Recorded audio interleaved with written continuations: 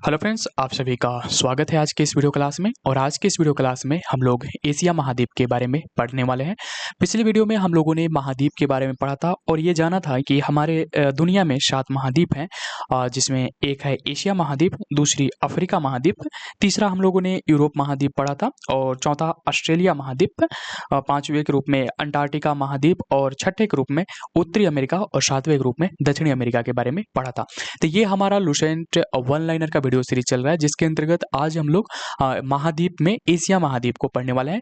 और पिछली वीडियो में हम लोगों ने समझा था कि महाद्वीप क्या होते हैं, उनका निर्माण किस तरह से होता है, और साथ ही साथ हम लोगों ने महाद्वीप के विस्तार को देखा था।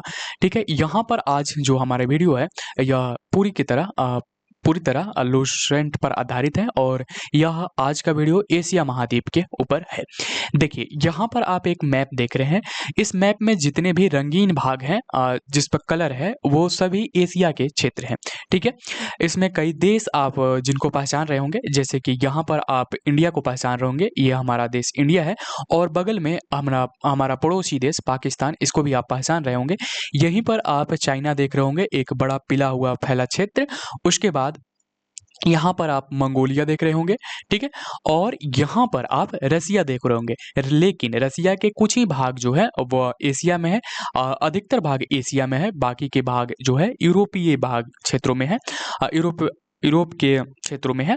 ठीक है, यहाँ पर आप एक और देश देख रहे होंगे जो काजिकिस्तान के नाम से है। यहाँ पर आप मैप में देख रहे होंगे काजिकिस्तान, जापान। एक बात और मैं यहाँ पर कहूँगा कि जब भी आप ज्योग्राफी की क्लास करें, चाहे मेरा करें या किसी और का करें, आप अपने पास एक मैप का बुक जरूर ले लें, जरूर रखें, ताकि आपको चीज़ें आसानी से आपको दिखे वहाँ पर। क्योंकि जो यहाँ पर डिस्प्ले पर दिखाया जाता है शायद वो आपको सही से विजिबल ना हो, तो आप एक मैप लेकर रख सकते हैं। मैप का बुक अपने साथ रखें।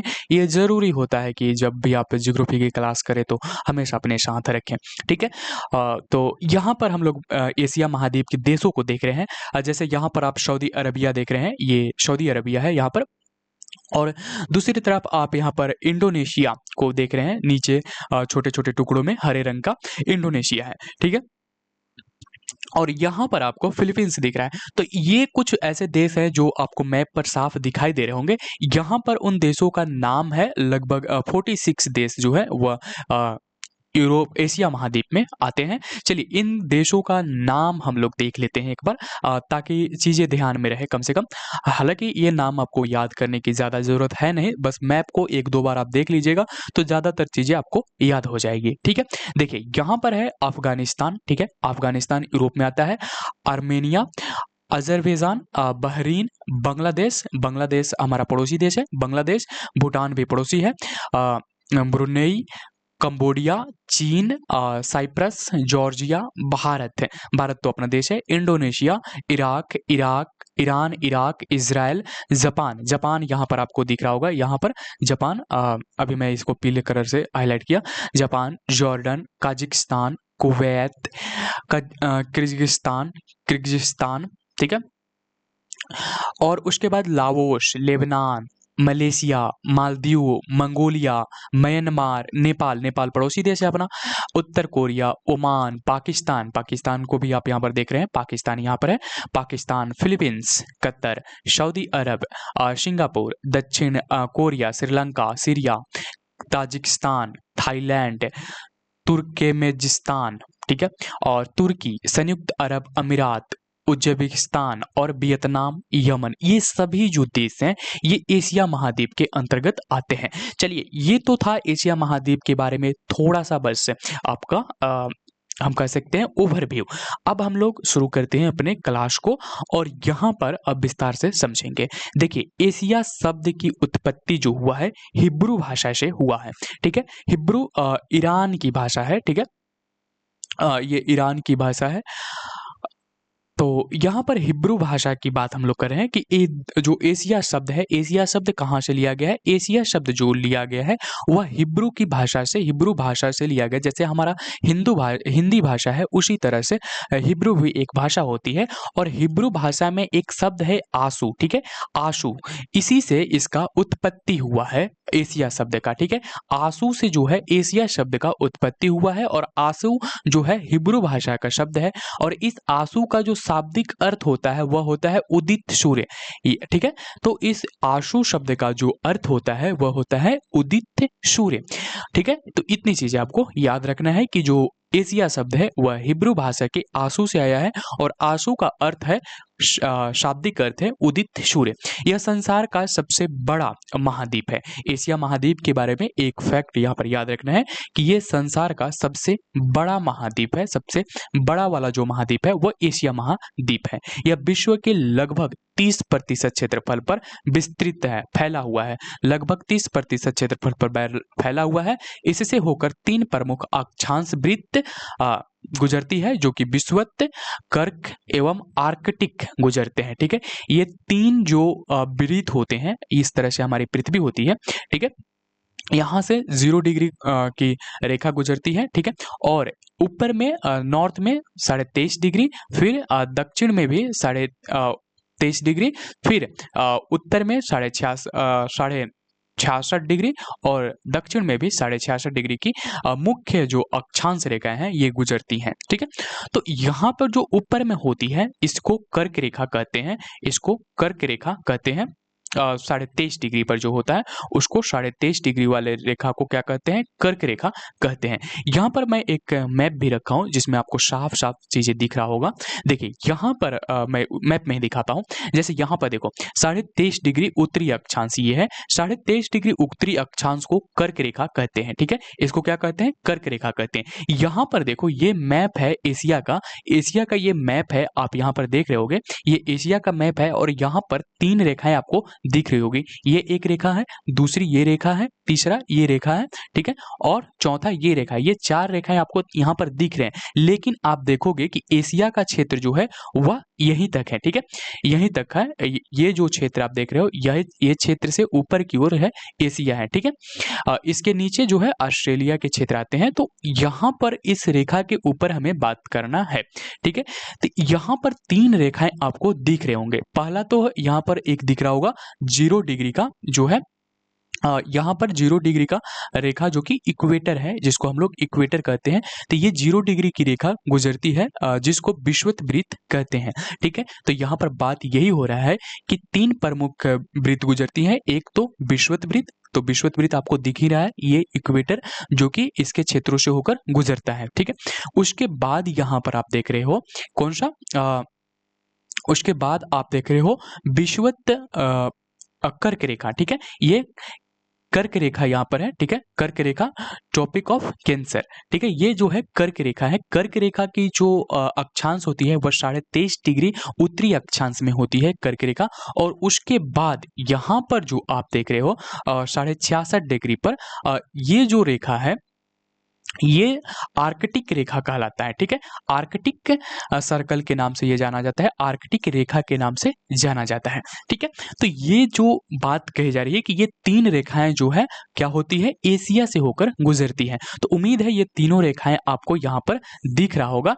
ठीक है, मैप में, इस एशिया वाले मैप में। ठीक है, तो आप यहाँ पर देख रहे हैं कि एशिया का कौन कौन से भाग जो है मैं यहाँ पर हाईलाइट कर देता हूँ एशिया के क्षेत्रों को, जिससे आपको चीज़ों को समझने में आसानी होगा। देखिए यहाँ से जो है इस तरह से ये एशिया का क्षेत्र है। ठीक है, इस तरह से एशिया का क्षेत्र है ये,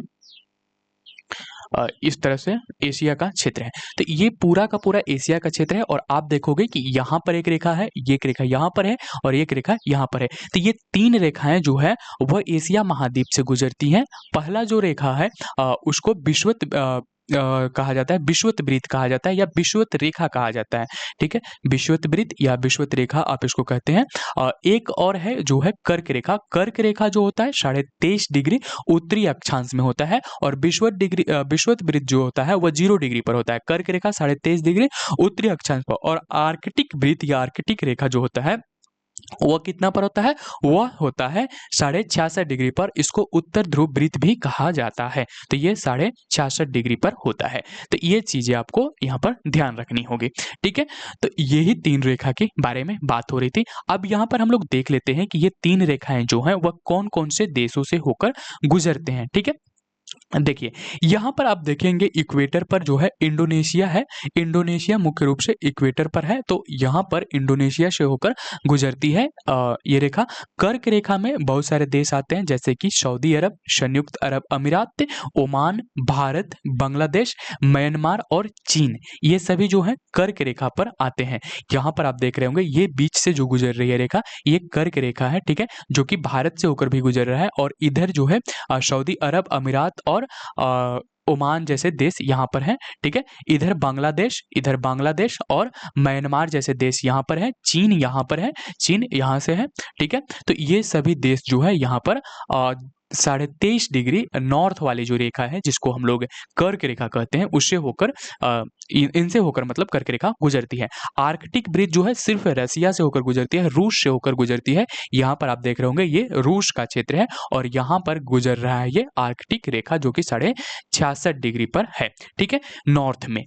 चलिए इतना बात आपको समझ में आ गया होगा, आगे बढ़ते हैं। देखिए यहाँ पर हम लोगों ने बात किया कि जो भारत है, भारत से क्या होता है, कर्क रेखा गुजरती है। तो अब हमारे पास ये सवाल होगा कि कर्क रेखा भारत के किन राज्यों से होकर गुजरती है। तो भारत में जो कर्क रेखा है भारत के 8 राज्यों से होकर गुजरती है। अब ये 8 राज्य कौन कौन है, तो एक तो हमारा गुजरात है, गुजरात, राजस्थान, मध्य प्रदेश, छत्तीसगढ़, झारखंड, पश्चिम बंगाल, त्रिपुरा और मिजोरम। ये 8 ऐसे राज्य हैं जिनसे होकर के कर्क रेखा गुजरती है। और कई बार इनसे सवाल बनी भी है कि कर्क रेखा से होकर भारत के किन किन राज्यों से होकर कर्क रेखा गुजरती है। तो ये 8 ऐसे राज्य हैं जिनसे होकर कर्क रेखा गुजरती है। अब देखिए यहाँ पर एक मैप है, मैप के सहारे से यहाँ पर हम लोग देख लेते हैं कि वह कौन कौन से राज्य हैं जहाँ से कर्क रेखा गुजरती है। देखिए यहाँ पर आपको गुजरात दिख रहा होगा, ये हमारा गुजरात है,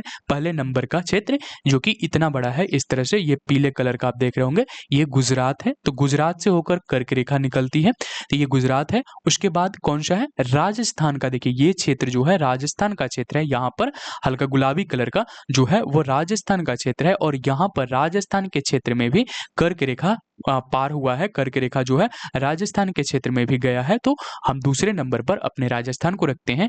तीसरे नंबर पर यहाँ पर आप देखोगे कि मध्य प्रदेश है, ठीक है, जो कि उसके बीच से लगभग गुजरा हुआ है। उसके बाद यहाँ पर छत्तीसगढ़ है, ठीक है, छत्तीसगढ़। और उसके बाद झारखंड। देखिए ये कर्क रेखा बिहार में नहीं है, तो झारखंड में है, ठीक है। तो जब विभाजन नहीं हुआ था तो उस समय आप कह सकते थे बिहार में, लेकिन अब विभाजन हो चुका है तो ये झारखंड में है, ठीक। उसके बाद यहाँ पर आप देखोगे पश्चिम बंगाल है, सटे हुए बिहार झारखंड के सटे हुए पश्चिम बंगाल है। और उसके बाद यहाँ पर आप 7वें नंबर पर त्रिपुरा देख रहे होगे और 8वें नंबर पर मिजोरम देख रहे होगे। तो ये सभी जो राज्य हैं भारत के, ये सभी एक रेखा एक लाइन पर हैं। तो इसीलिए इन राज्यों से होकर क्या गुजरती है, हमारी कर्क रेखा गुजरती है, ठीक है, कर्क रेखा गुजरती है। कर्क रेखा कितना होता है, 23.5 डिग्री उत्तरी अक्षांश को हम लोग कर्क रेखा कहते हैं, ठीक है। इतना चीजें आपको यहाँ पर याद रखना है। चलिए आगे बढ़ेंगे। यहाँ पर आप देखेंगे कि एशिया के उत्तर में अंटार्कटिक, अब यहाँ पर जो है ये एशिया के सीमाओं को बताया गया है इस लाइन में। हम थोड़ा सा इसको ध्यान से समझेंगे। यहाँ पर भी मैं एक मैप रखा हूँ एशिया का, इसके थ्रू हम इसको समझने की कोशिश करेंगे। देखिए यहाँ पर कह रहा है कि एशिया के उत्तर में आर्कटिक महासागर है। अब उत्तर कौन सी दिशा की ओर होगा, ये मैप में थोड़ा समझना जरूरी है। देखिए जब भी आप मैप देखिए तो उसके सामने इस तरह से क्रॉस का चिन्ह लगाइए, प्लस का चिन्ह लगाइए। ऊपर की तरफ उत्तर दिशा होता है, नॉर्थ होता है, और नीचे की तरफ दक्षिण दिशा होता है, और इस साइड पूरब होता है, और इसके अपोजिट पश्चिम होता है, ठीक है। तो ये किसी भी मैप को देखने का एक तरीका है। तो सबसे पहले यहाँ पर जो कहा रहा है कि उत्तर की बात हम लोग कर रहे हैं, तो उत्तर में कौन सा जगह है, उत्तर में जो है आर्कटिक महासागर है। तो आप यहाँ पर देखोगे आर्कटिक ओशन यहाँ पर आपको उत्तर में दिखाई देगा। ये हमारा आर्कटिक ओशन है जो कि उत्तर में, ये अपना एशिया है। एशिया के उत्तर में कौन सा हुआ, आर्कटिक ओशन हुआ। आगे बढ़ते हैं। फिर यहाँ पर है कि दक्षिण में कौन सी जगह है, दक्षिण में हिंद महासागर है। दक्षिण में कौन सी जगह है? दक्षिण में हिंद महासागर है। दक्षिण में कौन सी जगह बताया जा रहा है आपको? हिंद महासागर। आप यहाँ पर देखोगे ये एशिया है, तो एशिया के दक्षिण में कौन सा हो जाएगा? हिंद महासागर हो जाएगा। यहाँ पर मैं दिशा सूचक जो सिंबल है उसको बना देता हूँ ताकि ये चीजें आपको आसानी से समझ में आ जाए, इस तरह से। ठीक है, इधर हम लोग उत्तर लिखते हैं। ठीक है, उत्तर ये हो गया, ये दक्षिण हो गया, ये पूरब हो गया, ये पश्चिम हो गया। ठीक है, ये पश्चिम हो गया। अब देखिए यहाँ पर उत्तर में हम लोगों ने बात किया कि आर्कटिक महासागर है। दक्षिण में हम लोग देख रहे हैं कि ये इंडियन ओशन है, जिसको हम लोग हिंद महासागर के नाम से भी जानते हैं। तो ये आपको दक्षिण में दिख जाएगा, ये इंडियन ओशन है। अब आगे बढ़ते हैं।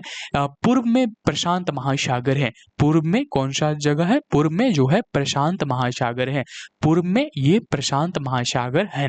ठीक है, तो पूर्व में एशिया के पूर्व में कौन सा है? प्रशांत महासागर। आप यहाँ पर प्रशांत महासागर को देख रहे होंगे, ये हमारा प्रशांत महासागर है। ठीक है, ये प्रशांत महासागर है।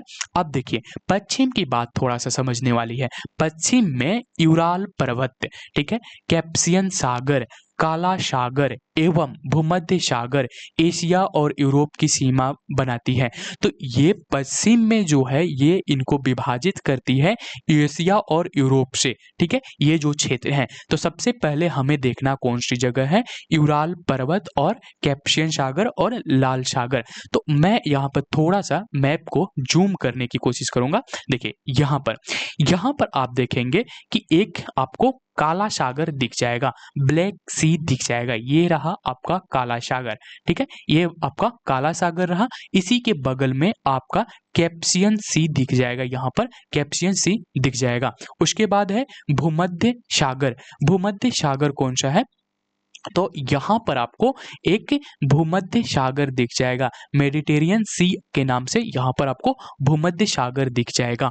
अब हमें जो देखना है वो क्या देखना है? वो देखना है यूराल पर्वत। ठीक है, यूराल पर्वत। यूराल पर्वत को देखने से पहले आप यहाँ पर बगल में थोड़ा सा नजर डालिए। यहाँ पर देखिए यूरोप, ये हमारा यूरोप है और यहाँ पर एशिया है और इसके बीच से ये यूराल माउंटेन है। ठीक है, यूराल माउंटेन है। यहाँ पर आप यूराल माउंटेन को जब देख रहे हैं, ये यूराल पर्वत को जब देख रहे हैं, तो आपको एक रेखा की तरह ये दिख रहा है। ठीक है, तो ये आपका यूराल माउंटेन हुआ।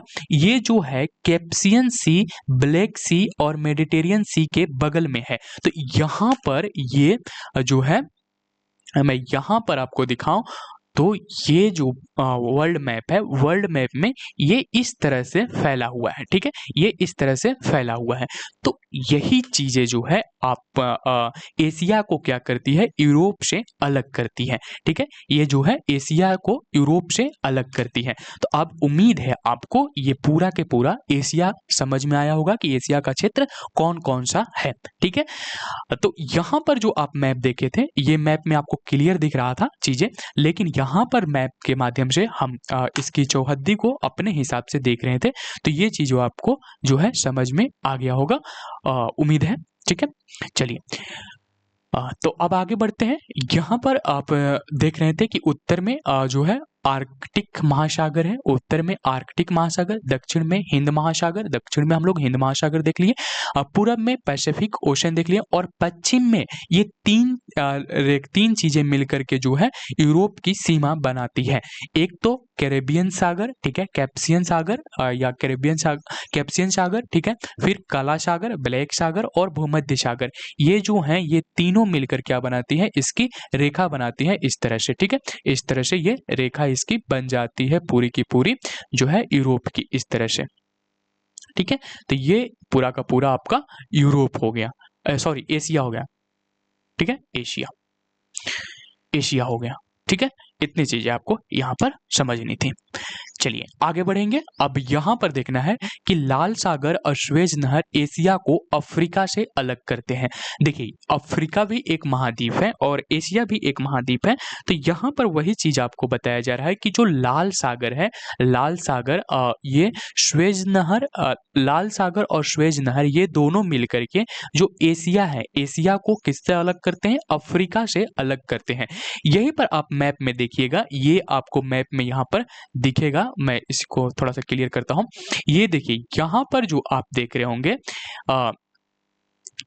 यहाँ पर जो आप मैप देख रहे हैं, ये जो आपका अफ्रीका है, ठीक है, ये अफ्रीका है और ये एशिया है। तो ये जो क्षेत्र आप देख रहे हैं, ये क्षेत्र जो है, यही क्षेत्र लाल सागर और यहीं पर स्वेज नहर है। तो ये जो क्षेत्र है, ये क्षेत्र ही क्या करती है, एशिया को ये एशिया का भाग है, ये एशिया का पूरा भाग है, एशिया को अफ्रीका की भाग से क्या करती है, अलग करती है। अब इसी को यहाँ पर हम थोड़ा जूम रूप में देख लेते हैं, थोड़ा बड़े रूप में देख लेते हैं।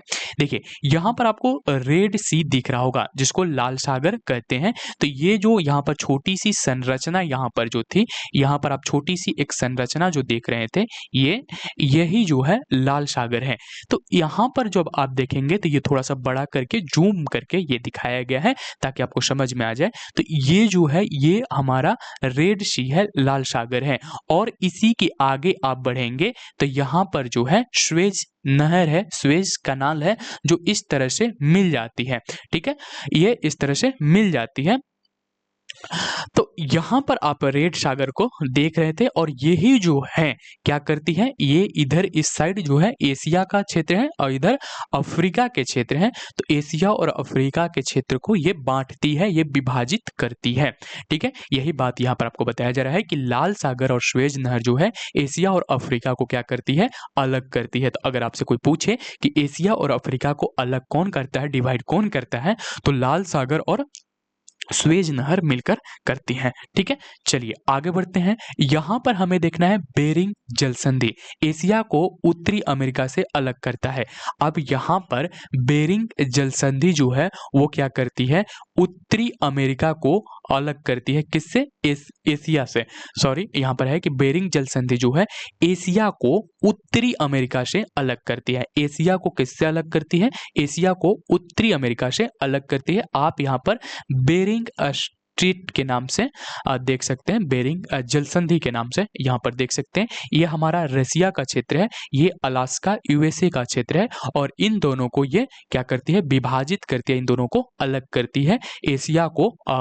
एशिया को उत्तरी अमेरिका से अलग करती है, ठीक है। उत्तरी अमेरिका से कौन अलग करता है, वो करता है बेरिंग जल संधि। तो यहाँ पर आप बेरिंग जल संधि की चित्र देख सकते हैं, ठीक है।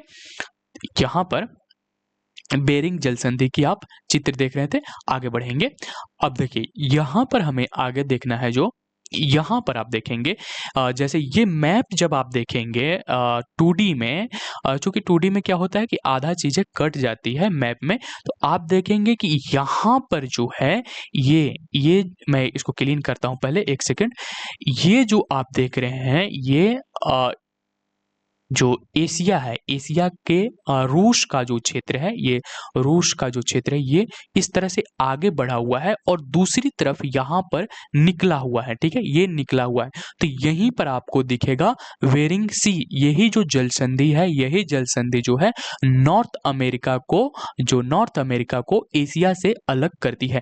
चूंकि इस तरह से ऐसा इसलिए आपको दिख रहा है क्योंकि आपको याद है कि हमारी पृथ्वी कैसी है, हमारी पृथ्वी गोल है और इस गोल भाग को काट करके इसको इस तरह से चौड़ा किया गया है ताकि हम मैप का अध्ययन कर सकें पेज पर, और इसी वजह से यहाँ पर कुछ भाग इधर आपको दिखता है। तो ये आप अपने मैप में देखिएगा तो ये चीजें आपको क्लियर समझ में आ जाएगी, ठीक है।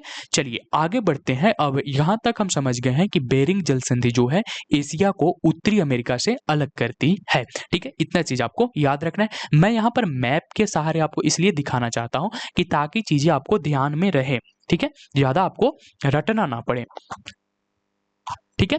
यहां पर आप देख रहे होंगे कि यहां विश्व की लगभग 60% जनसंख्या निवास करती है। हमारा जो एशिया महाद्वीप है, ठीक है, एशिया महाद्वीप में 60% जनसंख्या निवास करती है, ठीक है, सर्वाधिक जनसंख्या वाला महाद्वीप है। देखिए दो चीजें यहाँ पर हम लोगों ने बात किया इसके बड़ा होने के बारे में। पहली बात हम लोगों ने ये किया कि जो एशिया महाद्वीप है वह कुल क्षेत्र का जो है 30% ओन करती है, 30% इसके पास है, और कुल जनसंख्या का जो क्षेत्रफल है, कुल जनसंख्या का 60% यहाँ पर निवास करती है। यानी कि पूरी दुनिया की अगर जनसंख्या 100 है, तो 100 में से जो 60 लोग हैं, 60 लोग ये कहाँ पर रहते हैं? 60 लोग जो हैं वह एशिया महाद्वीप में रहते हैं। तो इतनी चीज़ आपको याद रखना है। और ये जो कुल क्षेत्रफल है उसका 30% भाग जो है एशिया में इसका विस्तार है। एशिया महाद्वीप में अति प्राचीन युग के स्थलखंड अंगारा लैंड और अंगारा लैंड रूस एवं चीन और गोंडवाना लैंड प्रायद्वीपीय भारत स्थित है। ठीक है, यहाँ पर हम लोगों ने पिछली वीडियो में बात किए थे कि जो हमारी पृथ्वी है उसका जब निर्माण हो रहा था तो 2 भागों में बटी थी, अंगारा लैंड और गोंडवाना लैंड। ठीक है, और उसके बाद हम लोगों ने समझा था वहां पर पिछली वीडियो में कि किस तरह से महाद्वीपों का विस्तार हुआ। यहाँ पर हम सिर्फ गोंडवाना लैंड, मेरे पास यहाँ पर सिर्फ गोंडवाना लैंड के देशों का मैप मिल पाया मुझे। मैं खोज रहा था पर मुझे पूरी मैप नहीं मिल पाया। तो यहाँ पर जो गोंडवाना लैंड है, गोंडवाना लैंड में यहाँ पर आप देख रहे होंगे ये इंडिया बना, ये ऑस्ट्रेलिया बना, ये सऊदी अरेबिया बना। ठीक है, ये अफ्रीका का क्षेत्र है, ये साउथ अमेरिका का क्षेत्र है, ये अंटार्कटिका का क्षेत्र है। तो ये सभी जो क्षेत्र यहाँ पर आपको दिख रहे हैं ये सभी गोंडवाना लैंड से बने हुए हैं। ठीक है, जो और बाकी के जो क्षेत्र हैं वो अंगारा लैंड से बने हुए हैं। तो इस हमारे जो एशिया महाद्वीप है, एशिया महाद्वीप में अंगारा लैंड और गोंडवाना लैंड से बने हुए देश भी हैं। तो अंगारा लैंड से बने हुए जो देश हैं वो हैं रूस और चीन। ठीक है, और गोंडवाना लैंड के टुकड़ों से या स्थलखंड से जो बना हुआ देश है उसमें आता है भारत। ठीक है, उसमें आता है भारत। चलिए आगे बढ़ेंगे।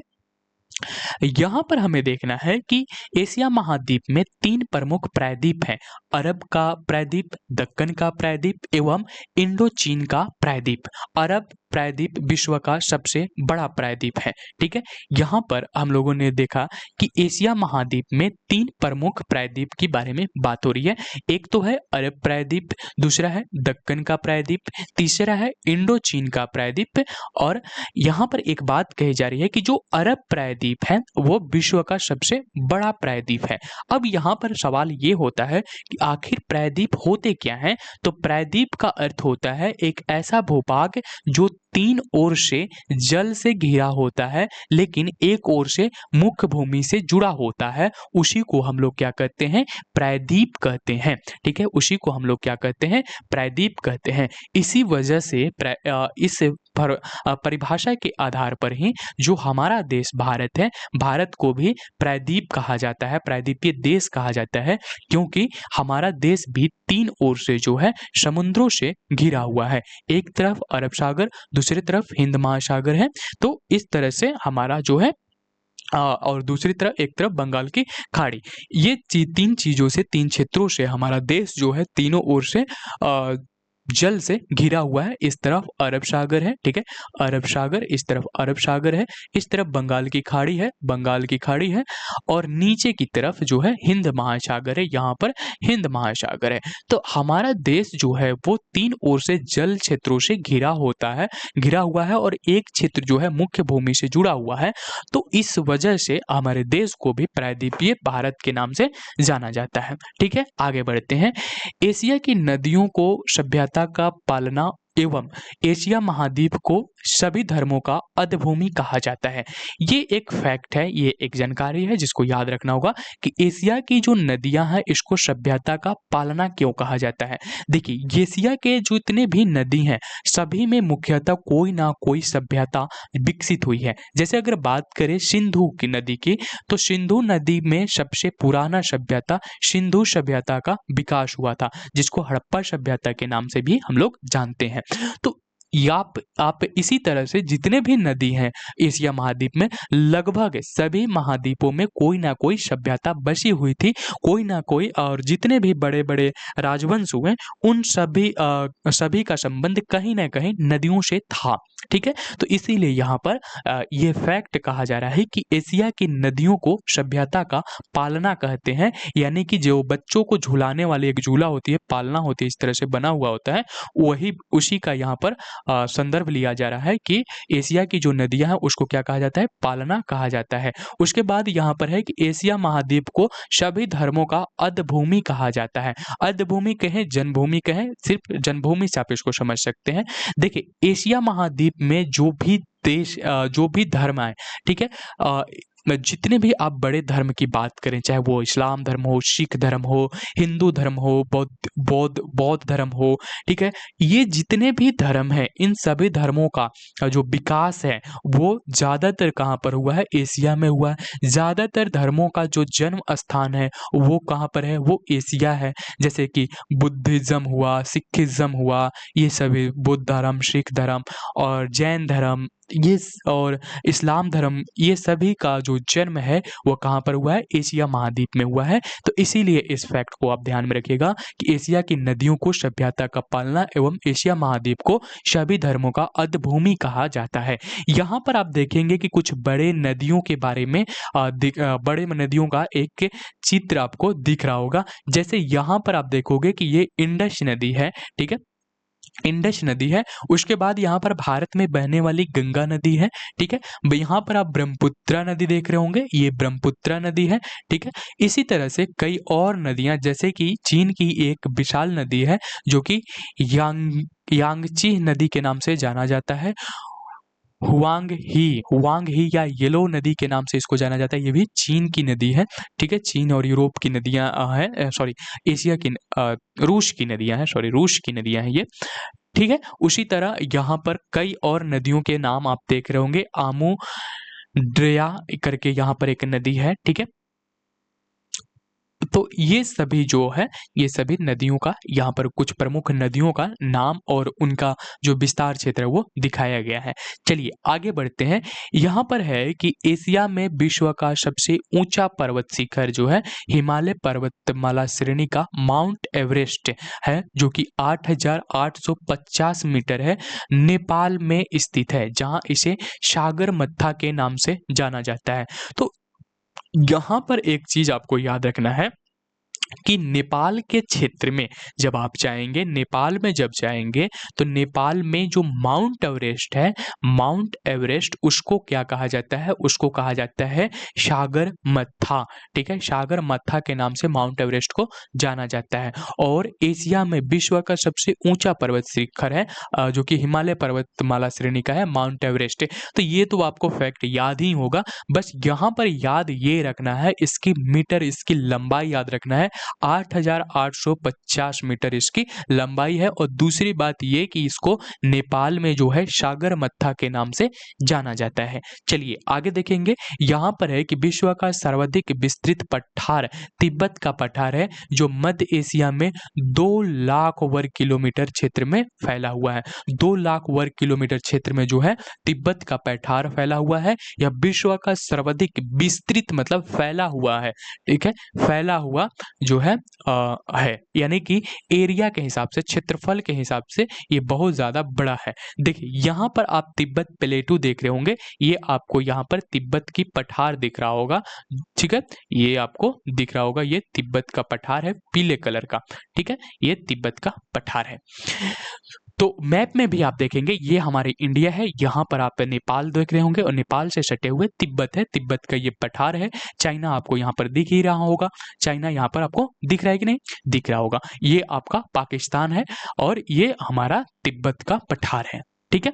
उसी तरह से यहाँ पर एक मैप दिया गया है, इसमें आप तिब्बत यहाँ पर देख रहे होंगे, ठीक है, तिब्बत ये छोटा सा यहाँ पर नीचे है तिब्बत, ये आपको तिब्बत दिख रहा होगा, ठीक है, ये आपको चाइना दिख रहा होगा। तो ये जो है ओरिजिनल मैप की तरह, ये ओरिजिनल मैप है, ये भी ओरिजिनल मैप है, ऐसा नहीं है। ये चीजें आपको 3D में दिख रहा है, ये जिस तरह से आपको बुक में दिखेगा, उसी बुक में जैसे आपका होगा उस तरह से यहाँ पर ये है। तो आप यहाँ पर मैप के माध्यम से भी आप देख रहे होंगे कि जो तिब्बत है वो कितना बड़ा फैला हुआ क्षेत्र है। इसकी कुल विस्तार कितना बताया गया है, 2 लाख किलोमीटर, 2 लाख वर्ग किलोमीटर बताया गया है, ठीक है। और ये दुनिया का, विश्व का सबसे विस्तृत फैला हुआ जो है पठार है। ठीक है, चलिए आगे बढ़ेंगे।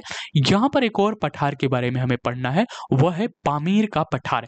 एशिया में विश्व का सबसे ऊंचा पठार है पामीर का पठार, जिसकी ऊंचाई 4875 मीटर है। इसी कारण पामीर को विश्व का छत कहा जाता है, रूफ ऑफ द वर्ल्ड कहा जाता है। देखिए यहाँ पर अभी हम लोगों ने तिब्बत के बारे में पढ़ा, तिब्बत के पठार के बारे में पढ़ा और पढ़ा कि इसका जो विस्तार है ये सबसे अधिक है। लेकिन यहाँ पर जब हम पामीर के पठार के बारे में पढ़ रहे हैं तो पामीर के पठार में पढ़ रहे हैं कि इसकी जो ऊंचाई है, ऊंचाई जो है इसकी ऊंचाई सर्वाधिक है, अधिक है। तो यहाँ पर हम विस्तार के बारे में पढ़ रहे थे और पामीर को हम उसकी ऊंचाई के हिसाब से देखते हैं। ठीक है, तो यही दो चीजें यहाँ पर ध्यान रखना है। और दोनों पठार, चाहे वो तिब्बत का पठार हो चाहे पामीर का पठार हो, ये दोनों पठार एशिया में पड़ते हैं। तिब्बत का पठार तिब्बत में पड़ता है जो कि 2 लाख वर्ग किलोमीटर क्षेत्र में फैला हुआ है, विस्तृत है। और पामीर का पठार जो है वह 4875 मीटर ऊंचा है। ठीक है, इसी वजह से इसको विश्व की छत कहा जाता है, रूफ ऑफ द वर्ल्ड कहा जाता है। अब देखिए यहाँ पर एक मैप आपको दिख रहा होगा और मैप में आपको पामीर का पठार भी दिख रहा होगा। ये देखिए यहाँ पर है पामीर का पठार, ये रहा पामीर का पठार। ठीक है, ये पामीर का पठार है।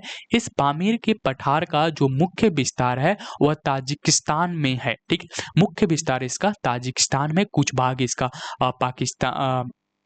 पाकिस्तान में भी गया है, पर मुख्य जो विस्तार है इसका ताजिकिस्तान में है।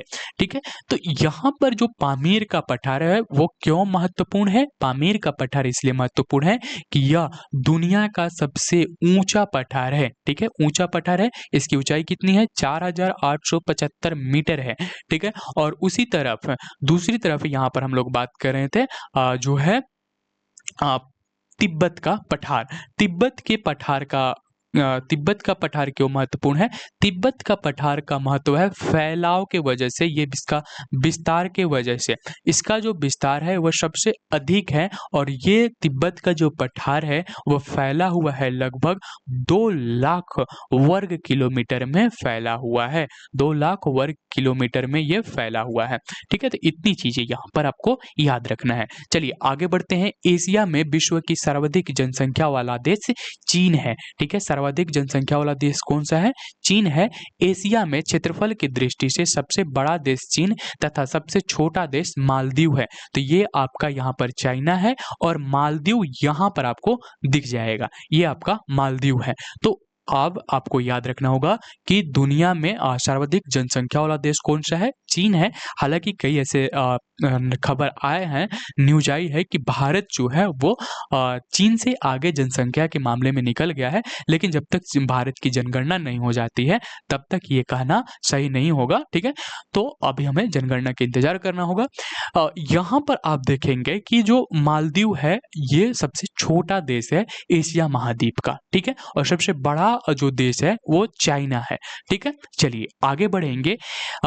अब आगे हम लोग यहाँ पर देखते हैं कि एशिया में विश्व का सर्वाधिक जनसंख्या घनत्व वाला देश जो है वह सिंगापुर है। सिंगापुर ऐसा जगह है, ऐसा देश है जहाँ पर सबसे अधिक जनसंख्या घनत्व है।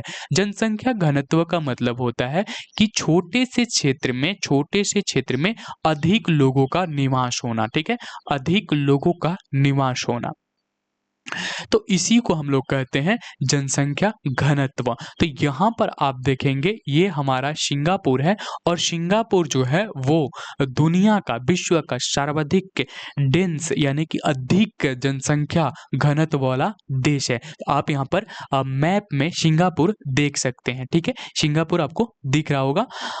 चलिए आगे देखते हैं। यहाँ पर अब हमें बढ़ना है। एशिया के स्थल रुद्ध देश हैं Kazakhstan, Afghanistan, Mongolia, Nepal, Bhutan, Turkmenistan, Uzbekistan, Kyrgyzstan, Tajikistan एवं लाओस। अब यहाँ पर बात ये है कि स्थल रुद्र का मतलब क्या है, यानी कि इसका मतलब हो गया लैंड लॉक, यानी कि जिसकी सीमा समुद्र को नहीं छूती है, ऐसा देश जो चारों तरफ से क्या हो, भूभाग से घिरा हुआ हो, भूमि से घिरा हुआ हो, यानी कि इसके कोई भी क्षेत्र से, कोई भी भाग से जो है समुद्र ना जुड़ा हुआ हो। ठीक है, तो यही चीज यहाँ पर इसी को हम लोग कहते हैं स्थल रुद्र या लैंड लॉक जो है देश कहते हैं। ठीक है, अब देखिए यहाँ पर कुछ देशों का नाम बताया गया है। अब उनको हम इस मैप में देखेंगे कि वो कौन कौन से देश हैं। जैसे यहाँ पर हम देख लेते हैं पहले, और कुछ चीजें फिर यहाँ पर हमें देखना है। यहाँ पर आपको मंगोलिया दिख रहा होगा, मंगोलिया के आसपास कोई समुद्र नहीं है। काजिकिस्तान यहाँ पर दिख रहा होगा, उज्बेकिस्तान यहाँ पर आपको दिख रहा होगा, ताजिकिस्तान यहाँ पर आपको दिख रहा होगा। ठीक है, और उसके बाद यहाँ पर हम लोगों ने बात किया था नेपाल के बारे में, शायद काजिकिस्तान, तजिकिस्तान जो है, भूटान। ठीक है, भूटान, अफगानिस्तान, मंगोलिया, नेपाल। ठीक है, ये सभी जो देश हैं, नेपाल यहाँ पर आपको दिख जाएगा, भूटान ये आपका है, नेपाल यहाँ पर है। उम्मीद है आपको दिख रहा होगा, यहाँ पर नेपाल ये है। और उसके बाद जो है ये सभी जो देश हैं, ये सभी देश जो है लैंडलॉक देश है। यहाँ पर आपको ताजिकिस्तान भी दिखे जाएगा और ये आपका किर्गिस्तान भी है। तो ये सभी जो देश यहाँ पर आपको अभी मैंने दिखाया मैप पर, ये सभी देश जो है लैंडलॉक है। ये समुद्र के इनका कोई भी सीमा समुद्र को नहीं छूती है। ठीक है, ये चारों तरफ से जो है लैंड से बंद है। ठीक है, चलिए अब यहाँ पर देख लेते हैं कि जो एक और जो देश है यहाँ पर लाओस, लाओस को आपको ध्यान में रखना होगा। तो ये आपका लाओस यहाँ पर है। अब देखिए यहाँ पर हम लोग बात कर लेते हैं अगली बात, कि हम लोगों ने यह देखा कि कौन कौन सी जो देश है एशिया के, वो लैंडलॉक देश है, यानी कि जो समुद्र की सीमा को नहीं छूती है, जिनकी सीमाएं समुद्र को नहीं छूती है, उनको हम लोग स्थल रुद्र या लैंडलॉक देश कहते हैं। ठीक है, यहाँ पर देखिए स्थल रुद्र देशों में काजिकिस्तान सबसे बड़ा देश है, जबकि मंगोलिया दूसरा सबसे बड़ा स्थल रुद्र देश है, और लाओस दक्षिण पूर्व एशिया का एकमात्र स्थल रुद्र देश है, और यह पूर्व में फ्रांसीसियों का उपनिवेश था।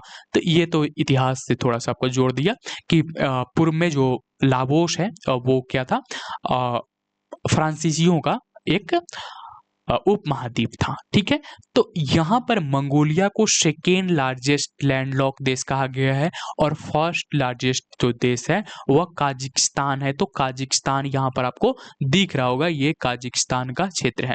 सॉरी, यहाँ पर काजिकिस्तान है, ये आपका काजिकिस्तान है।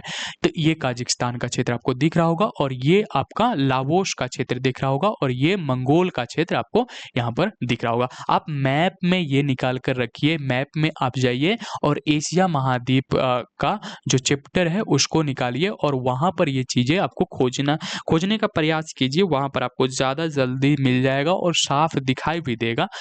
ठीक है, तो डिस्प्ले पर थोड़ी चीजें तो देखने में थोड़ी सी दिक्कत होती ही है। चलिए आगे बढ़ेंगे। एशिया में सबसे लंबी नदी यांगसी है, तथा अधिकतम इसकी गहराई जो है तथा अधिकतम गहराई जो है मृत सागर की है, जो 397 मीटर की है। तो हमें यहाँ पर सबसे पहले एशिया की जो सबसे लंबी नदी है यांगसी नदी, उसको देखना है। देखिए यांगसी नदी जो है वो चीन में बहती है। ठीक है, ये आप यहाँ पर ब्लू कलर से उसका जो रास्ता है वो आप देखेंगे, यहाँ से इस तरह से स्टार्ट हुआ है, ये इस तरह से बहती है यांगसी नदी, और जाकर के शंघाई के आसपास ये मिल जाती है।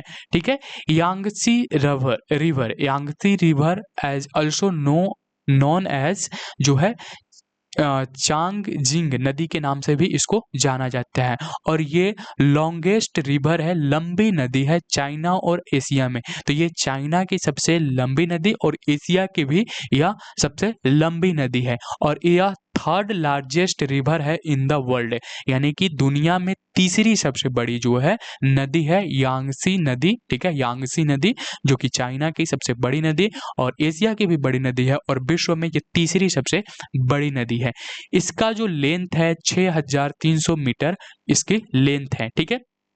और ये तेंगुला माउंटेन इन तिब्बत, तेंगुला माउंटेन जो कि तिब्बत में है वहां से इसका यह निकलती है और निकलने के बाद ये ईस्ट चाइना सी में संघाई के पास जाकर के समुद्र में गिर जाती है, मिल जाती है।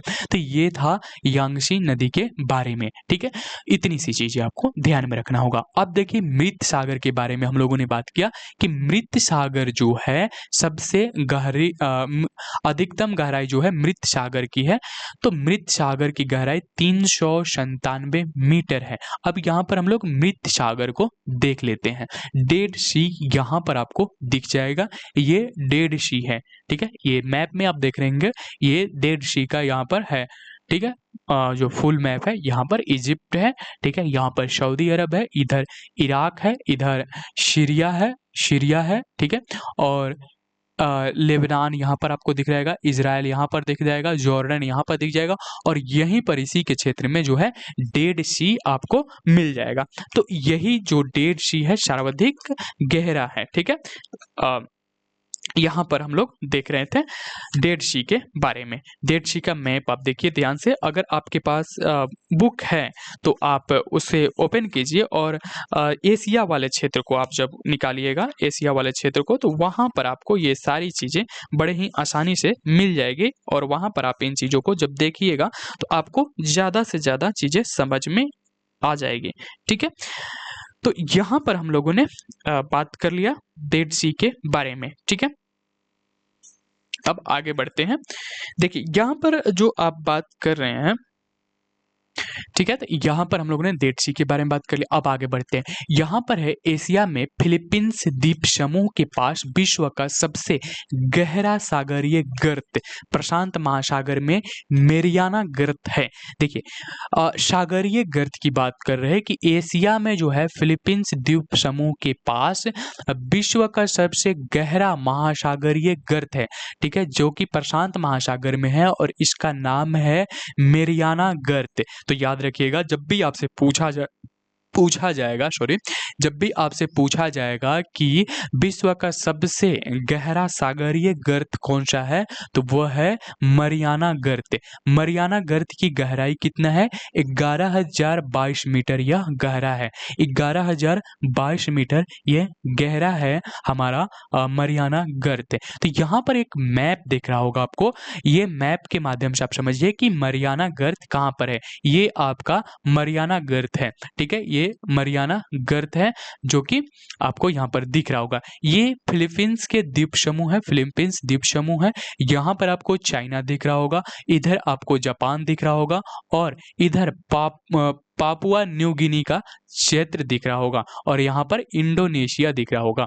तो इसी के इन्हीं सब के समुद्र में जो है हमारा मेरिना गर्त है यहाँ पर, जिसकी कुल गहराई 11,022 मीटर है, जो कि आप इस मैप के माध्यम से देख रहे हैं। मैप के माध्यम से मैं इसीलिए दिखा रहा हूं कि ताकि चीज़ों का विजुअल फॉर्म आपका माइंड में बनता चला जाए, ठीक है। तो यहाँ पर इसकी गहराई आप याद रखिएगा 11,022 मीटर है। चलिए आगे बढ़ते हैं। विश्व की सबसे गहरी झील जो है बैकाल झील है। सबसे गहरे झील की जब भी बात होगी तो सबसे गहरा झील कौन सा है? बैकाल झील। इसका नाम से ही आपको समझ में आ रहा है, बैकाल मतलब बड़ा, विकराल, बैकाल या विकराल इस तरह से। तो यहाँ पर कुछ चीज़ों की मैप मुझे नहीं मिल पाया है, तो उसके लिए आप अपने जो नोट्स बुक में कर रहा हूँ, जो आपका एटलस का बुक है उसमें आपको सारे मैप में ये चीज़ें मिल जाएगी, तो आप उन्हें चेक कीजिए, उन्हें देखिए उसमें कि बैकराल झील कहाँ पर है। तो विश्व की सबसे गहरी झील बैकराल झील है। धरातल से 1,940 मीटर गहरा और समुद्र तल से यह 1485 मीटर गहरा है। एशिया में यह स्थित है। तो विश्व की सबसे गहरी झील के बारे में अगर बात बात किया जाए तो उसका नाम है बैकाल झील। ठीक है, बैकाल झील। और बैकाल को बिकराल के नाम से आप समझ सकते हैं। बिकराल मतलब क्या होता है? बड़ा। तो बड़ा झील किसको कहते हैं? बैकाल झील को कहते हैं। आगे बढ़ते हैं। विश्व की सबसे बड़ी झील आंतरिक सागर कैप्सियन सागर के नाम कैप्सियन सागर है और यह एशिया महाद्वीप में है। यहाँ पर देखिए प्रश्न पॉइंट क्या है कि विश्व की सबसे बड़ी झील कैप्सियन सागर है और एशिया महाद्वीप में यह स्थित है। लेकिन यहाँ पर एक बात कही जा रही है कि आंतरिक सागर है। ठीक है, ठीक है, ये आंतरिक सागर है। आंतरिक सागर होने के चलते यह जो है यह आंतरिक सागर है। विश्व की सबसे बड़ी झील आंतरिक सागर में कैप्सियन सागर है और इसका जो विस्तार है वह 3,71,800 किलोमीटर स्क्वायर क्षेत्र में है। ठीक है, 3,71,800 किलोमीटर स्क्वायर क्षेत्र में इसका विस्तार है और यह भी एशिया महाद्वीप में पड़ता है। तो आप यहाँ पर कैप्सियन सी देख रहे होंगे, आपका ये कैप्सियन सी है। अब यहाँ पर इसके आसपास के जो देश हैं उनके नाम देख लीजिए। ये आपका जो है कैप्सियन सी है। यहाँ पर आपको कजाकिस्तान दिख जाएगा। ठीक है, इधर रशिया आपको दिख जाएगा। ठीक है, यहाँ पर अजरबैजान आपको दिख जाएगा। यहाँ पर ये नाम पूरा तरह से नहीं पता चल रहा है। यहाँ पर ईरान आपको दिख जाएगा, यहाँ पर अजरबैजान है ही। तो ये चीज़ें जो है एशिया महाद्वीप सॉरी ये कैप्सियन सागर के नाम से इसको जाना जाता है और इसका जो क्षेत्र है 3,71,800 किलोमीटर में फैला हुआ है। यह एक आंतरिक सागर है, आंतरिक सागर है और विश्व की सबसे बड़ी झील है। सबसे बड़ी झील जो है, बड़ी झील की बात करें तो बड़ी झील कौन सी है? वह है कैप्सियन सागर। ठीक है, और सबसे गहरी झील की बात करें तो वह है बैकाल सागर। गहरा की बात करें, दो झीलों की बात यहाँ पर करी जा रही है। दो तरह की झीलों की बात करी जा रही है। एक तो बात की जा रही है बड़ी झीलों के बारे में, यानी कि इसके विस्तार के बारे में बात किया जा रहा है, और दूसरा जो है गहराई के बारे में बात की जा रही है। गहराई के बारे में बात की जा रही है। देखिए बड़ी झील की बात जब भी किया जाएगा तो आपको याद रखना होगा कौन सा झील?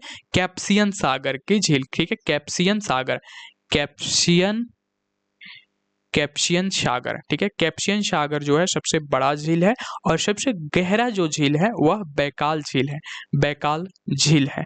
अब देखिए यहाँ पर दो चीजों से लेकर बना हुआ है, एक तो गहराई। तो आपको याद रखना होगा कि बैकाल झील जो है इसकी जो गहराई है वो गहराई कितना है? तो बैकाल झील की जो गहराई है धरातल से 1940 40 मीटर, सॉरी किलोमीटर नहीं है, मीटर है। और समुद्र तल से 1485 मीटर इसकी गहराई है। ठीक है, तो ये दोनों गहराई आपको याद रखना होगा। समुद्र तल से 1485 मीटर गहरा है बैकाल झील और धरातल से यह 1940 मीटर गहरा है। अब यहाँ पर कैप्सियन सागर के विस्तार की बात हम लोग करेंगे तो ये 3 लाख है। ठीक है, 3,71,800 किलोमीटर में फैला हुआ है। 3,71,800 किलोमीटर में जो है कैप्सियन सागर फैला हुआ है। तो ये दो झीलों के बारे में बात हो रही है, एक तो बड़ी झील और दूसरी गहरी झील के बारे में। ठीक है, चलिए आगे बढ़ते हैं। यहाँ पर नोट डालकर लिखा हुआ है कि रूस के एशियाई भाग को साइबेरिया कहते हैं। रूस का वो भाग जो एशिया में आता है उसको साइबेरिया कहते हैं और बैकाल झील एवं कैप्सियन सागर साइबेरिया में ही है। तो ये जो दोनों झील की आप देख रहे हैं, बैकाल झील और कैप्सियन सागर, यह साइबेरिया में है। और साइबेरिया किसको कहते हैं? तो वह क्षेत्र जो रूस का, वह क्षेत्र जो एशिया महाद्वीप के अंतर्गत आता है। ठीक है, रूस का कुछ भाग एशिया में आता है और कुछ भाग यूरोप महाद्वीप में आता है। यहाँ ओवोयेंसी और लीना जैसी प्रमुख नदियां बहती है जो आर्कटिक महासागर में गिरती है, जिसका मुहाना शीत ऋतु में जम जाता है। क्यों जम जाता है? क्योंकि जो रसिया है वह 66.5 डिग्री उत्तरी ध्रुव के आसपास बसे हुई है, तो इसी वजह से इसका जो आर्कटिक महासागर में जो गिरने वाले नदियां हैं उनका मुहाना क्या हो जाता है, जम जाता है। आगे बढ़ेंगे। एशिया में विश्व की सर्वाधिक ऊंचाई पर स्थित खारे पानी का झील जो है पेंगांग झील है। ठीक है, पेंगोंग झील है और इसकी जो ऊंचाई है 4267 मीटर ऊंचा है। ठीक है, और लद्दाख एवं तिब्बत में स्थित है। लद्दाख एवं तिब्बत में स्थित है। तो यहाँ पर दो झीलों के बारे में हम लोगों ने पहले ही बात किया था। एक तो बड़ी झील के बारे में, बड़ी झील जो है वह कैस्पियन सागर थी, गहरी झील जो है बैकाल झील था। अब यहाँ पर सबसे अधिक ऊंची झील या हम कहें ऊंचाई पर बसा हुआ झील जो है, ऊंची झील या ऊंचाई पर बसा हुआ जो झील है वह कौन है, पेंगांग झील है। ठीक है, पेंगांग झील है। ठीक है, पेंगांग झील की जो ऊंचाई है वह कितनी है, ये 4267 मीटर ऊंचाई पर है। ठीक है, जो कि लद्दाख एवं तिब्बत में स्थित है। ठीक है, अब आगे बढ़ते हैं। एशिया महाद्वीप में विश्व का सर्वाधिक वर्षा वाला क्षेत्र है। ठीक है, जो एशिया महाद्वीप है, एशिया महाद्वीप में विश्व का सर्वाधिक वर्षा वाला क्षेत्र पाया जाता है और वह क्षेत्र है मोनसीरम, और जो कि मेघालय भारत में है। मोनसीरम कहाँ पर है, मेघालय भारत में है। और यहाँ पर जो वर्षा होती है 11,405 मिलीमीटर तक की यहाँ पर वर्षा होती है। मोनसीराम से पहले जो था चेरापूंजी सर्वाधिक वर्षा वाला स्थान था, लेकिन अभी वर्तमान में मेघालय का मोनसीराम जो है वो सर्वाधिक वर्षा वाला क्षेत्र है। ये भारत में पड़ता है। ठीक है, और यह अगर भारत के बाहर बात करें तो यह द्वीपों की जब बात करें तो यह एशिया महाद्वीप में पड़ता है।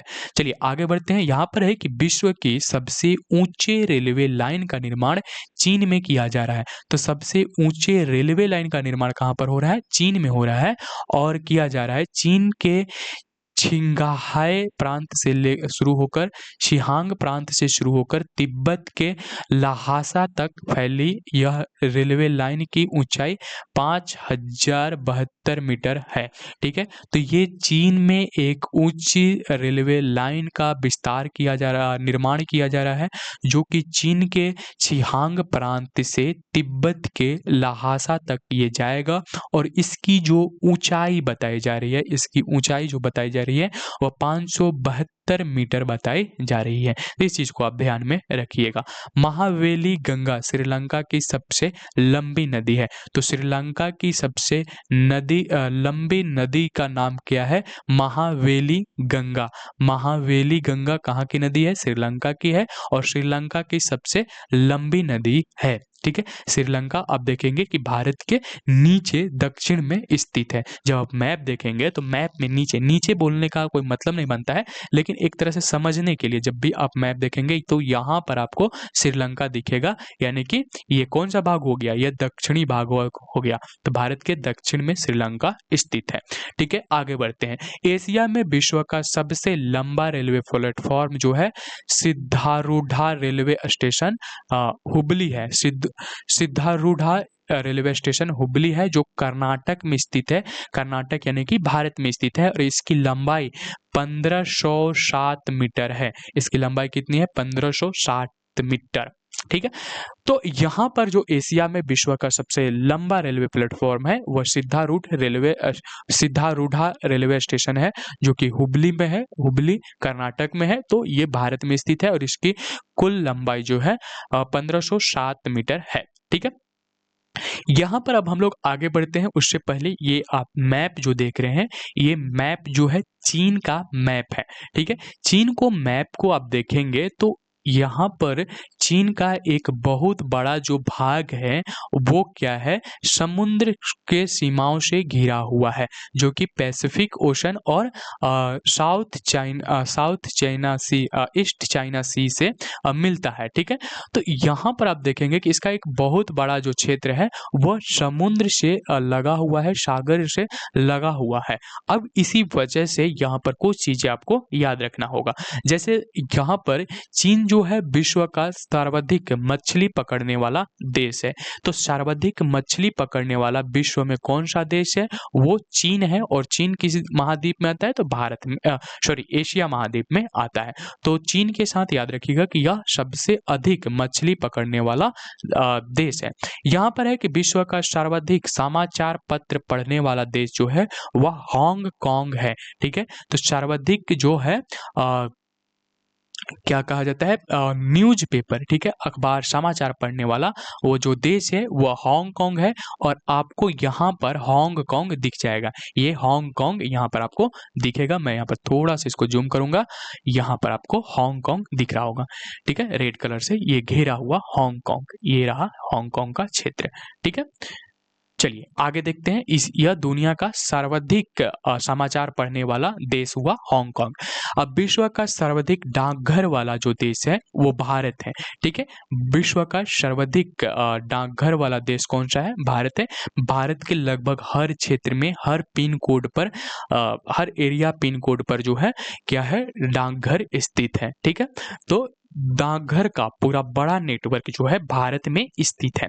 आगे बढ़ेंगे, यहाँ पर हमें देखना है प्रशांत महासागर में देखिए प्रशांत महासागर में गिरने वाली एशिया की प्रमुख नदियां हैं हांग हो या हांग हे नदी, आमूर नदी, सिक्वांग नदी, यांगटी सी, क्वांग नदी। ये चाइना और रूस की नदियां हैं, तो इनका नाम इसी तरह से होता है। चलिए आगे बढ़ेंगे। ये प्रशांत महासागर में गिरने वाली प्रमुख नदियां हैं।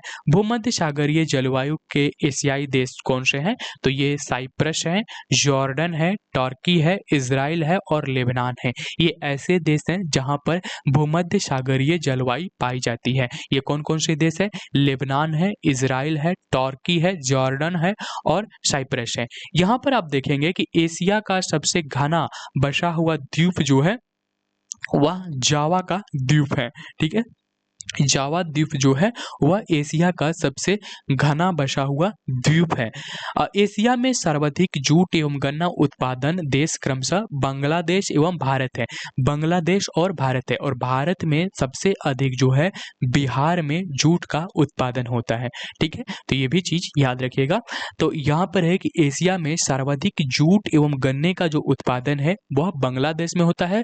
और बिहार में भारत का सबसे अधिक जूट जो है बिहार में उत्पादित होता है। ठीक है, यहाँ पर है कि एशिया में सर्वाधिक जल विद्युत का विकास जापान में हुआ है। आप यहाँ पर देखेंगे कि ये जापान का क्षेत्र है और ये भी पूरी तरह से समुद्र से घिरा हुआ है। और इसी वजह से शायद यहाँ पर एशिया में सर्वाधिक जल विद्युत का विकास हुआ है। यानी कि जल के माध्यम से क्या करना? विद्युत बनाना, उसी को जल विद्युत कहते हैं।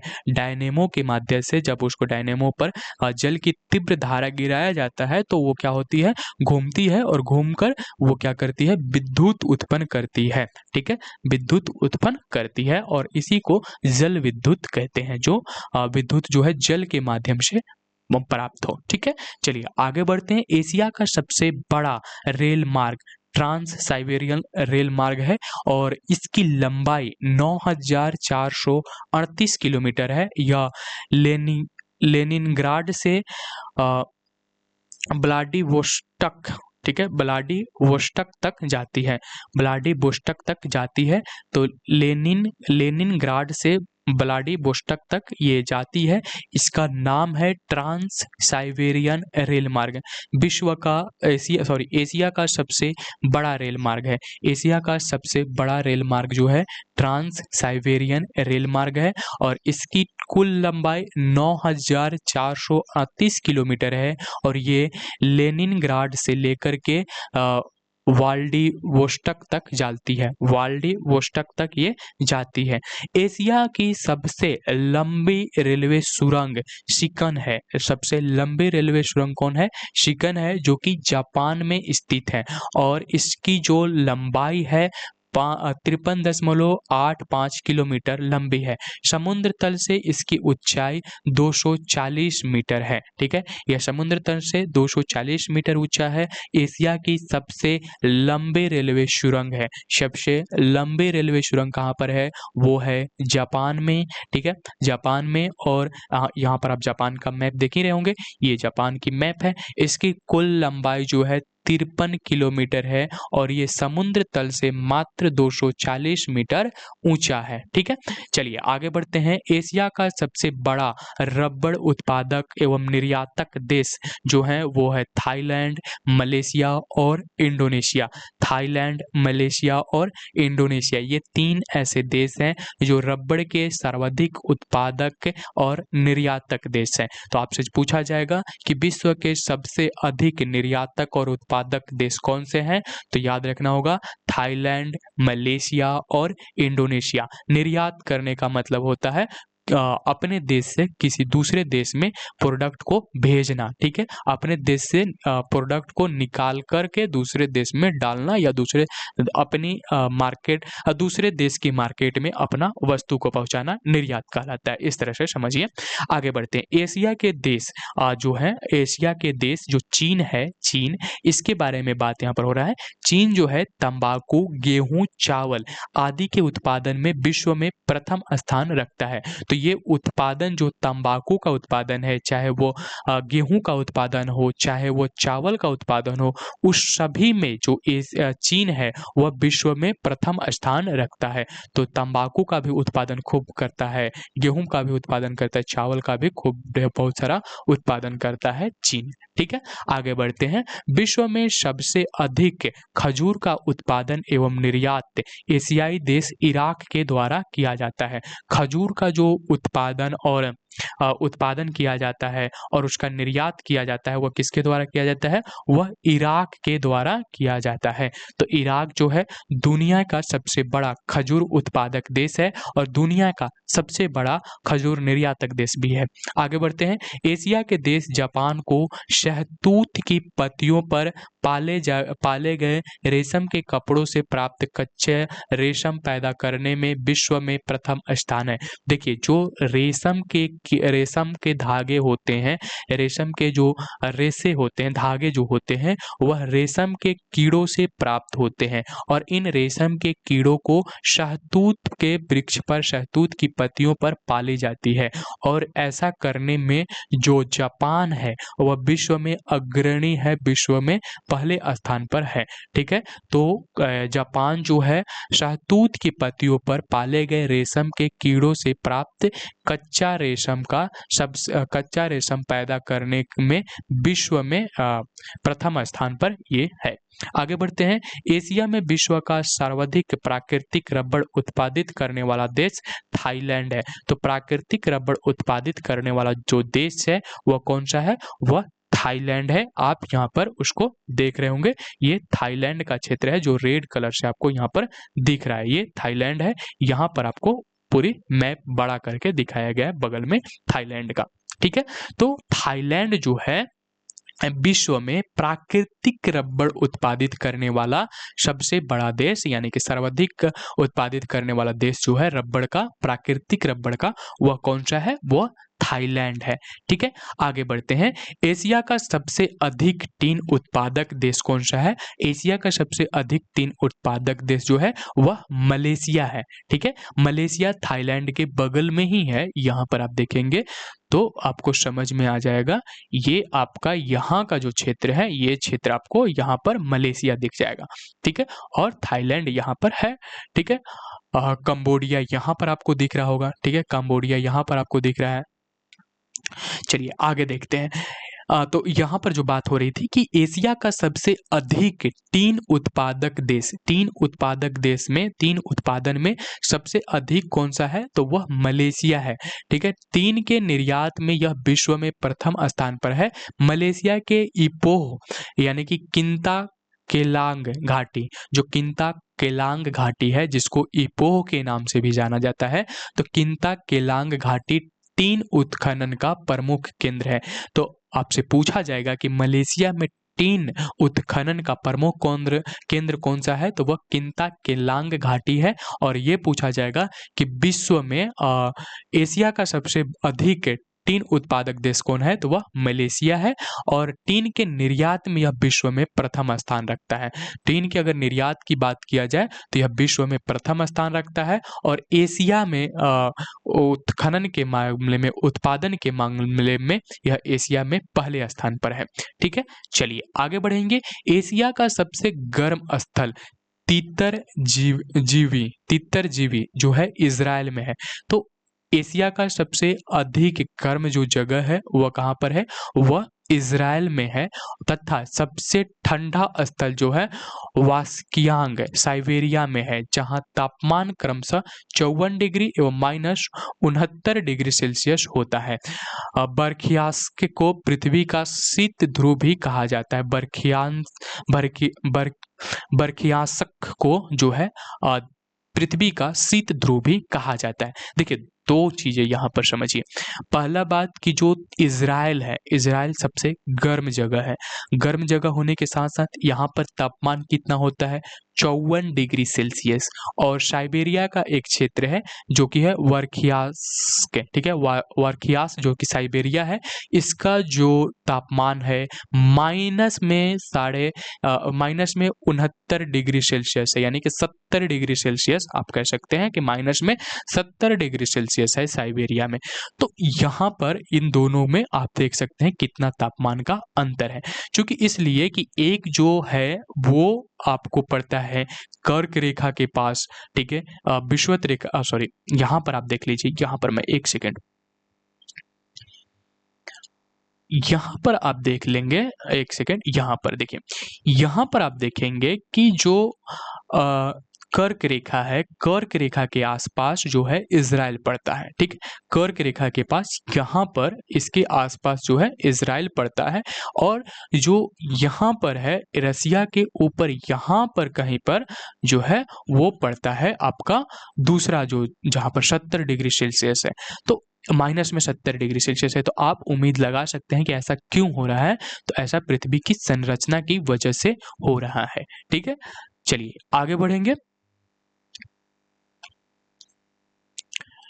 यहां पर हमें देख रहे थे कि जो हमारा इजराइल है, इजराइल सबसे अधिक गर्म जगह में आता है, जबकि साइबेरिया सबसे अधिक ठंडे जगह में आता है। और बरखियासंक को पृथ्वी का शीत ध्रुव भी कहा जाता है।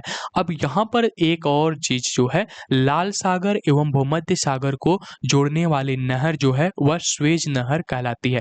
तो हम लोगों ने स्वेज नहर के बारे में पहले भी पढ़ा था कि ये जो है स्वेज नहर और लाल सागर, ये दोनों मिलकर के बांटते हैं किसको? एशिया को। और इधर हमारा कौन सा हो जाता है? अफ्रीका। ठीक है, एशिया को। तो हम लोगों ने पीछे ही पढ़ा था कि जो ये लाल सागर है और स्वेज नहर है, ये क्या करते हैं? एशिया और अफ्रीका महाद्वीप को क्या करते हैं? बांटते हैं। लेकिन दूसरी बात यहाँ पर अब हमें यही बताया जा रहा है, इन्हीं दोनों चीजों से जुड़ा हुआ, कि लाल सागर और भूमध्य सागर को जो जोड़ने का काम करता है, इन दो सागरों को जोड़ने का जो काम करता है वो कौन करता है? वो स्वेज नहर करता है। तो आप यहाँ पर देख रहे होंगे कि स्वेज नहर आपको दिख रहा होगा, ये स्वेज कैनाल है, ये स्वेज कैनाल है। और ये लाल सागर यहाँ पर आपको, ये रेड सी यहाँ पर आपको दिख रहा होगा, ये रेड सी है, लाल सागर है। और इधर जो है मेडिटेरियन सी है, भूमध्य सागर है। तो इन दोनों को जोड़ने का जो काम करता है वह कौन करता है? वो स्वेज नहर करता है। लाल सागर और भूमध्य सागर को जोड़ने का जो काम करता है वो क्या करता है? स्वेज नहर करता है। ठीक है, चलिए आगे बढ़ेंगे। स्वेज नहर की यहाँ पर लंबाई दी गई है 193.9 किलोमीटर। ठीक है, ये चीजें भी आप ध्यान में रख सकते हैं। चलिए आगे बढ़ते हैं। विश्व का सबसे बड़ा सिनकोना उत्पादक देश इंडोनेशिया है। सिनकोना उत्पादक देश कौन सा है? वह इंडोनेशिया है। सिनकोना उत्पादक देश इंडोनेशिया है। वांडुंग इसका सबसे बड़ा सिनकोना उत्पादक केंद्र है। और सिनकोना से कोकेन बनाई जाती है। तो सिनकोना जो है उससे क्या बनाई जाती है? कोकेन बनाई जाती है। कोकेन एक जो मलेरिया की दवा के रूप में काम होता है, ठीक है। मलेरिया की दवा के रूप में इसका उपयोग किया जाता है कोकेन का। और ये जो बनाया जाता है सिनकोना से बनाया जाता है। सिनकोना का सबसे अधिक उत्पादक देश कौन सा है? वह है इंडोनेशिया। तो सिनकोना का सबसे बड़ा उत्पादक देश कौन सा है? इंडोनेशिया है। इंडोनेशिया में जो वाडुंग का जो उसका क्षेत्र है, वाडुंग का क्षेत्र, वो सबसे बड़ा उत्पादक क्षेत्र है सिनकोना का, ठीक है। तो इंडोनेशिया का वाडुंग का क्षेत्र जो है वह सिनकोना का सबसे बड़ा क्षेत्र है, उत्पादक क्षेत्र है इंडोनेशिया के लिए, ठीक है। और विश्व के लिए बात करेंगे तो इंडोनेशिया आ जाएगा, ठीक है। तो सिनकोना जो है इसका उपयोग किया जाता है, सिनकोना से जो बनाया जाता है वह कोकेन बनाया जाता है। और कोकेन से क्या होता है? मलेरिया की दवाई बनाई जाती है, ठीक है। चलिए आगे बढ़ेंगे। एशिया में विश्व का सर्वाधिक जलयान बनाने वाला देश जापान है। जलयान का मतलब होता है जो जल में चलने वाला यान हो, जहाज, यानी कि जहाज जो बनाता है वो कौन बनाता है? जापान बनाता है, ठीक है। तो एशिया में विश्व का सर्वाधिक जलयान बनाने वाला अगर कोई देश है तो वह जापान है, ठीक है।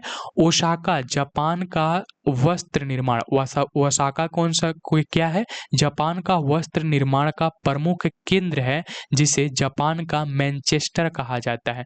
तो ये प्रश्न आपसे पूछ लिया जाएगा कि जापान का मैनचेस्टर किसको कहा जाता है? तो जापान का जो मैनचेस्टर है वह ओसाका को कहा जाता है। योडो नदी यहाँ के मिलों के लिए जल उपलब्ध कराती है। ओसाका का वस्त्र उद्योग पूर्णतः आयातित कच्चे माल के ऊपर निर्भर है। तो जो ओसाका में जो वस्त्र उद्योग है यह पूर्णतः आयातित कच्चे माल पर निर्भर है, यानी कि जापान जो है कच्चा माल उत्पादित नहीं कर रहा है बल्कि दूसरे देशों से आयात कर रहा है कच्चे माल को, ठीक है।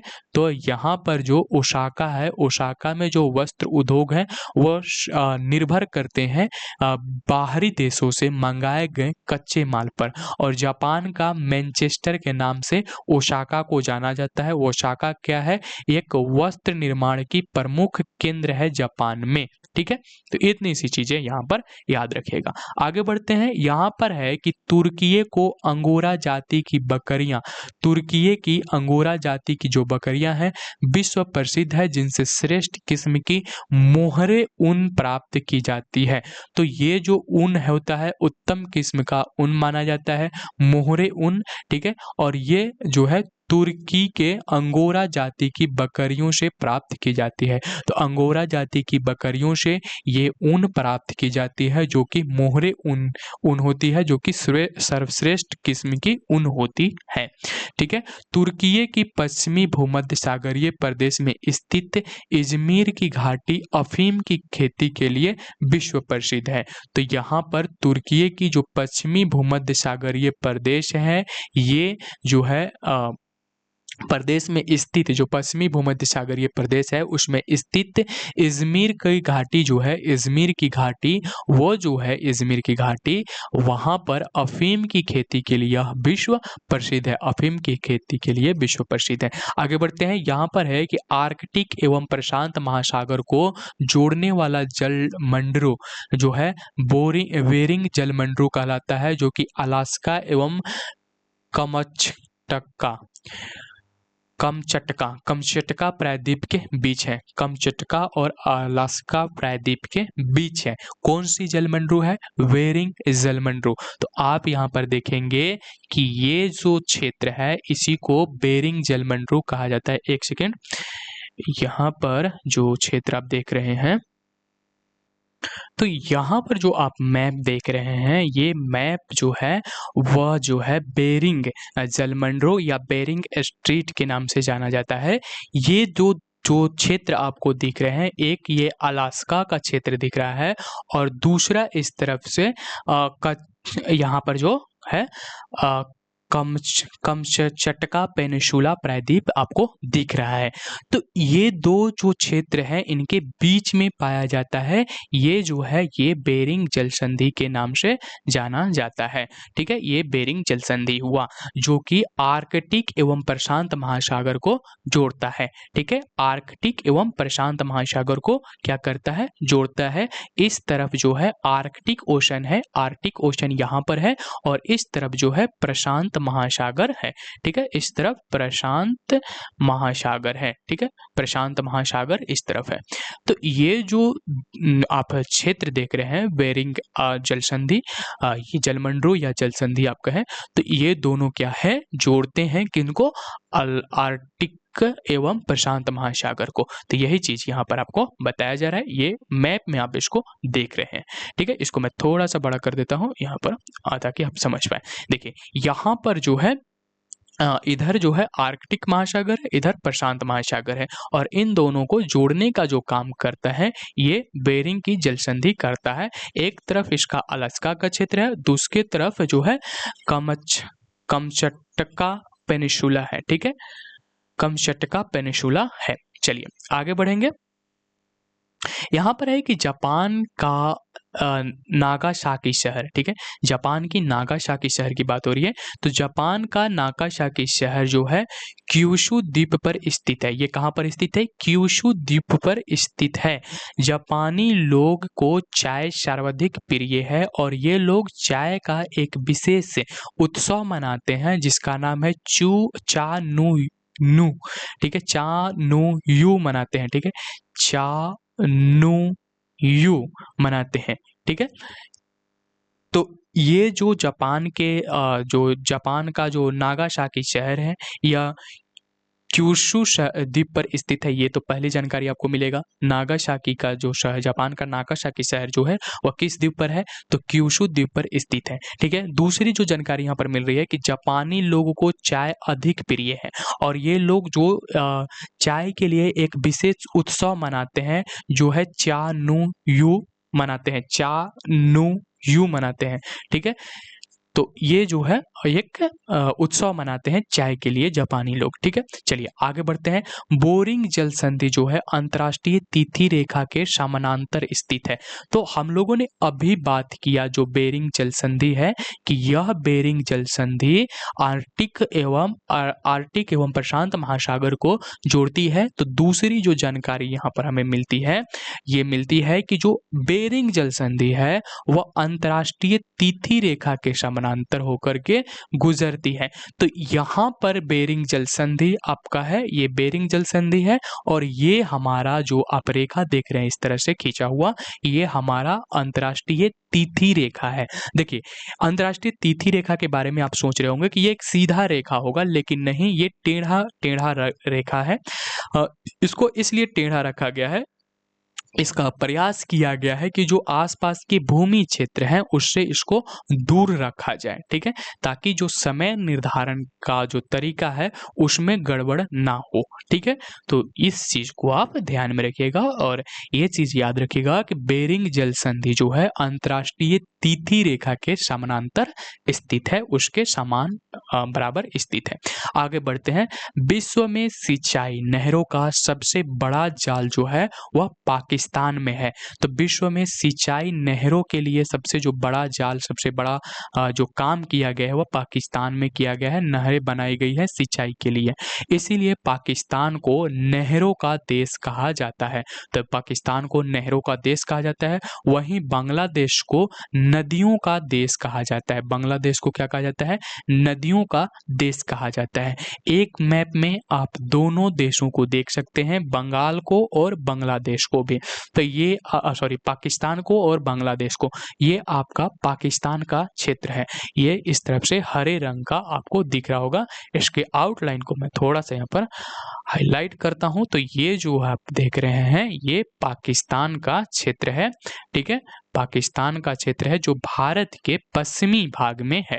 ठीक है, यहाँ पर इधर पूरब हो जाएगा और इधर पश्चिम हो जाएगा। ठीक है, इधर उत्तर हो जाएगा, इधर दक्षिण हो जाएगा, और पूर्वी भाग में जो है बांग्लादेश है। तो बांग्लादेश यहाँ पर आपको इस तरह से दिख रहा होगा, ये आपका बांग्लादेश का क्षेत्र है। ठीक है, बांग्लादेश, ये आपको यहाँ पर मिल जाएगा, पाकिस्तान यहाँ पर मिल जाएगा।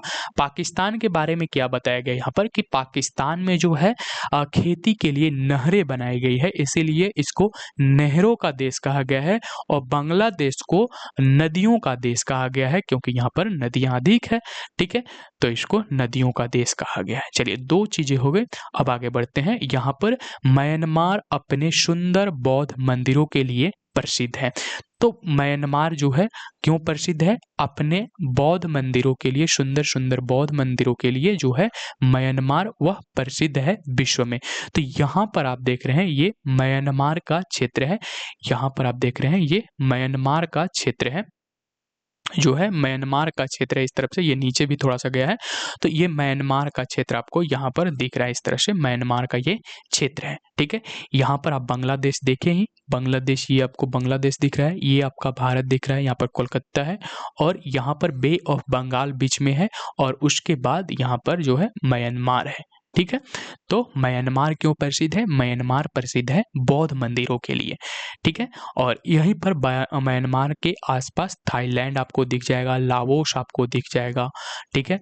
तो ये जो दो तीन जगह जो है आपको इसी के साथ देखना है। चलिए आगे बढ़ते हैं। यहाँ पर एक नाम जो है ये आपको याद रखना होगा, स्वर्णिम त्रिभुज के अंतर्गत लाओस, थाईलैंड और म्यांमार आते हैं, ठीक है। स्वर्णिम त्रिभुज के अंतर्गत जो है लाओस, थाईलैंड और म्यांमार आते हैं। गोल्डन ट्रायंगल के नाम से इसको जाना जाता है, जिसके अंतर्गत थाईलैंड आता है, ठीक है, थाईलैंड आता है और उसके बाद लाओस आता है, लाओस, थाईलैंड और म्यांमार, ये जो तीन चीज हैं ये तीनों को क्या कहा जाता है? गोल्डन ट्रायंगल, ठीक है। स्वर्णिम त्रिभुज के अंतर्गत जो है लाओस, थाईलैंड और म्यांमार आते हैं, ठीक है। तो ये था गोल्डन ट्रायंगल, ठीक है। और ये जो गोल्डन ट्रायंगल का जो क्षेत्र बनता है, ठीक है, ये क्षेत्र जो है अफीम उत्पादन के लिए बहुत ज़्यादा मतलब ये अफीम उत्पादन के लिए क्या है? विख्यात है, ठीक है। तो यही चीज़ आपको यहाँ पर ध्यान रखना है। अब आपके जो लुसेंट का बुक है उसमें एक बॉक्स बना करके दिया हुआ होगा माउंट एवरेस्ट से संबंधित कुछ तथ्य, जो कि ये बीच में दिया गया था, लेकिन हम इसको लास्ट में यहाँ पर देखने की कोशिश करेंगे। तो माउंट एवरेस्ट से संबंधित कुछ महत्वपूर्ण तथ्य यहाँ पर हम लोग देखने वाले हैं। तो चलिए शुरू करते हैं। माउंट एवरेस्ट का जो नाम है वो तत्कालीन भारत के महासर्वेक्षक सर जॉर्ज ऑरेस्ट के नाम पर पड़ा, जिन्होंने ऑरेस्ट की अवस्थिति का पता लगाया। वे 1830 से 1843 ईस्वी तक भारत के महासर्वेक्षक रहे। विगत में माउंट एवरेस्ट को चोटी 15 कहा जाता था।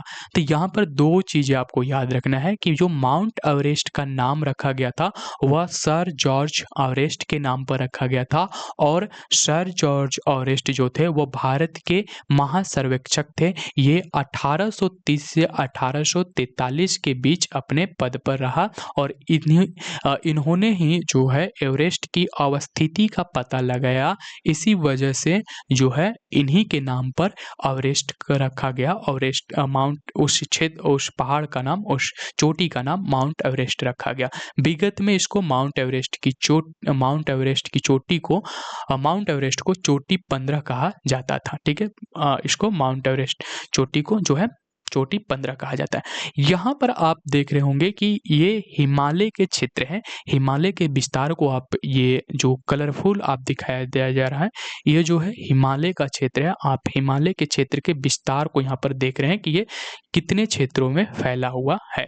तो ये हिमालय के क्षेत्र के विस्तार है, इसको ध्यान में आपको रखना होगा क्योंकि हम यहाँ पर हिमालय पर्वत श्रेणी के अंतर्गत जो है माउंट एवरेस्ट को देख रहे हैं, ठीक है। एवरेस्ट की स्थिति देशांतर जो है 86 डिग्री 54 मिनट 40 सेकेंड जो है पूर्व में, और अक्षांश जो है 27 डिग्री 59 अंश इसको पढ़ा जाता है, अंश, और 16 सेकेंड जो है उत्तर में स्थित है। तो यहाँ पर इसको याद रखना, देशांतर को जरूरी नहीं है, पर यहाँ पर आपको याद रखना है कि जो माउंट एवरेस्ट है यहाँ पर स्थित है नेपाल में। ठीक है, माउंट एवरेस्ट कहाँ पर स्थित है? नेपाल में स्थित है। चलिए आगे बढ़ेंगे। यहाँ पर है कि पर्वतमाला के आसपास के विभिन्न स्थलों के औसत मापन द्वारा 1954 ईस्वी में माउंट एवरेस्ट की ऊंचाई 8,848 मीटर आंकी गई थी। नेशनल ज्योग्राफिक सोसाइटी ने जीपीएस उपग्रह के उपयोग से 5 मई 1919 ईस्वी को एवरेस्ट की ऊंचाई 8,850 मीटर होने की पुष्टि की। यानी कि पूर्व में इसकी ऊंचाई को 8,448 मीटर कहा गया, लेकिन बाद में जब इसका टेक्नोलॉजी का उपयोग करके विस्तार से इसका जांच किया गया तो इसकी जो ऊंचाई, वास्तविक ऊंचाई बताई गई वो 8,850 मीटर बताई गई। ठीक है, ये कब बताई गई थी? 15 मई 1999 को। ठीक है, और ये जो बताया गया था वह 1954 में बताया गया था। आसपास की ऊंचाइयों को माप करके उसकी आकलन किया गया था। तो ठीक है, तो यहाँ पर ये दोनों याद रखिएगा, लेकिन सबसे जो ज़्यादा याद रखना है वो कि आपसे पूछा जाएगा कि जो माउंट एवरेस्ट की ऊंचाई है वो कितनी है, तो 8,850 मीटर है। चलिए आगे देखते हैं। माउंट एवरेस्ट को तिब्बत में जो है, तिब्बत में कोमोलगमा, ठीक है, कोमोलगमा यानी कि बर्फ की देवी, तथा नेपाल में सागर मत्था यानी कि ब्रह्मांड की माता कहा जाता है। इसे पृथ्वी का तीसरा ध्रुव भी कहा जाता है। ठीक है, तो 3 चीजें यहाँ पर आपको ध्यान रखना है। पहली चीज कि तिब्बत में जो है इसको कोमोलगमा कहा जाता है, यानी कि बर्फ की देवी। बर्फ की देवी कहाँ पर कहा जाता है? बर्फ की देवी कहा जाता है तिब्बत में। वहीं पर सागर मत्था जो है, सागर मत्था नेपाल में माउंट एवरेस्ट को सागर मत्था के नाम से जाना जाता है, और सागर मत्था का अर्थ होता है ब्रह्मांड की माता। तो ब्रह्मांड की माता नेपाल कहता है किसको? माउंट एवरेस्ट को। और इसे पृथ्वी का तीसरा ध्रुव भी कहा जाता है। तो इसकी ऊंचाई की वजह से इसको पृथ्वी का तीसरा ध्रुव भी कहा जाता है। चलिए आगे बढ़ते हैं। सबसे पहले एडमंड हिलरी और तेंजिंग नोर्गे ने माउंट एवरेस्ट की चोटी पर पहुंचे थे। तो ये सबसे पहले जो माउंट एवरेस्ट की चोटी पर पहुंचने वाले लोग थे उनका नाम था एडमंड हिलरी और तेंजिंग नोर्गे। तो ये जो 2 लोग थे, माउंट हिलरी और तेंजिंग नोर्गे, ये 1953 में जो है माउंट एवरेस्ट की चोटी पर पहुंचे थे, और ये सबसे पहले लोग थे जो कि वहां पर पहुंचे थे। उसके बाद यहाँ पर है नोवांग गोबू जो थे प्रथम व्यक्ति हैं जो माउंट एवरेस्ट पर 2 बार चढ़े। ठीक है, तो माउंट एवरेस्ट पर 2 बार चढ़ने वाले जो प्रथम व्यक्ति हैं उनका नाम है नोवांग गोबू के बारे में याद रखिए कि ये पहली बार जो है 1 मई 1963 ईस्वी में चढ़े, जो कि अमेरिकी अभियान दल के साथ, और दूसरी बार ये 20 मई 1965 में चढ़े भारतीय अभियान दल के साथ। इनके बारे में एक और बात जो है वह है कि नोवांग गोबू जो हैं वह तेंजिंग नोर्गे के भतीजा थे। तो तेंजिंग नोर्गे जो थे, जो कि एडमंड हिलरी के साथ चढ़ने वाले माउंट एवरेस्ट पर पहले व्यक्तियों में से एक थे 1953 में, तो उन्हीं के ये भतीजा थे। ठीक है, जो थे नोवांग गोबू। ठीक है, नोवांग गोबू जो थे वह तेंजिंग नोर्गे के भतीजा थे। ठीक है, तेंजिंग नोर्गे के भतीजा थे। और ये जो नोवांग गोबू थे ये पहले व्यक्ति हुए, प्रथम ऐसे व्यक्ति हुए जो माउंट एवरेस्ट पर 2 बार चढ़ाई कर दिया था। ठीक है, पहला व्यक्ति हुए, उसके बाद कई ऐसे व्यक्ति हुए होंगे जो 2 बार चढ़े होंगे, लेकिन ये पहले व्यक्ति थे जिन्होंने 2 बार चढ़ाई किया था। पहली बार जब ये चढ़ाई किए थे तो वो चढ़ाई किए थे उन्होंने 1 मई 1963 को, और दूसरी बार इन्होंने चढ़ाई की थी 20 मई 1965 को, ठीक है, 20 मई 1965 को पहली बार जब ये चढ़ रहे थे तो ये अमेरिकी अभियान दल के साथ चढ़े, और दूसरी बार जब ये चढ़ रहे थे तो भारतीय अभियान दल के साथ चढ़े। और तीसरी बात जो इनके बारे में याद रखना है कि नोआंग गोबू जो हैं वह तेनजिंग नार्वे के भतीजे हैं। चलिए आगे बढ़ते हैं। जिम व्हिटकर जो है प्रथम अमेरिकी है। ये जिम व्हिटकर जो है ये पहले ऐसे अमेरिकी हैं जिन्होंने 1 मई 1963 ईस्वी में जो है माउंट एवरेस्ट पर चढ़ने में सफलता प्राप्त हुई इनको, ठीक है। तो ये पहले व्यक्ति हुए जिम व्हिटकर जो कि 1 मई 1963 ईस्वी को क्या हुआ, ये चढ़े थे माउंट एवरेस्ट पर, ठीक है। ये प्रथम अमेरिकी हुए। चलिए आगे देखते हैं। जुको तबई, ठीक है, जुको तबई ये जापान से थी और ये पहली महिला है जो एवरेस्ट पर चढ़ी। तो जुको तबई जो है जापान की महिला थी और ये पहली महिला हुई जो एवरेस्ट पर चढ़ी थी। और ये कब चढ़ी थी? 1975 में। तो जुको तबई जो है तबई ये जापान की पहली महिला हुई, ये पहली महिला हुई जो कि एवरेस्ट पर चढ़ी थी। और ये कहाँ से थी? ये जापान से थी। विछेंद्री पाल, ठीक है, विछेंद्री पाल ये पहली भारतीय महिला है। ये पहली भारतीय महिला है जो 1984 ईस्वी में एवरेस्ट के शिखर पर पहुंची।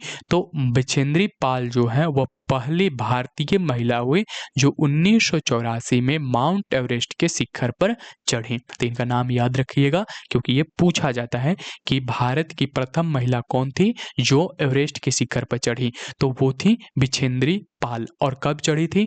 तो 1984 में चढ़ी थी। आगे है फू दोरजी जो थे प्रथम व्यक्ति हैं जो 9 मई 1984 ईस्वी को बिना ऑक्सीजन के माउंट एवरेस्ट पर चढ़ने में सफलता प्राप्त की। तो फू दोरजी जो थे ये बिना ऑक्सीजन के चढ़ने वाले व्यक्ति हो गए, क्योंकि ऑक्सीजन लेकर ही सारे लोग चढ़ते हैं, लेकिन इन्होंने एक कमाल किया कि ये बिना ऑक्सीजन के ही चढ़ गए 9 मई 1984 ईस्वी को, ठीक है। इनका नाम है फू दोरजी, ठीक है, फू दोरजी। ये बिना ऑक्सीजन के माउंट एवरेस्ट पर चढ़ने में सफलता हासिल की 9 मई 1984 को।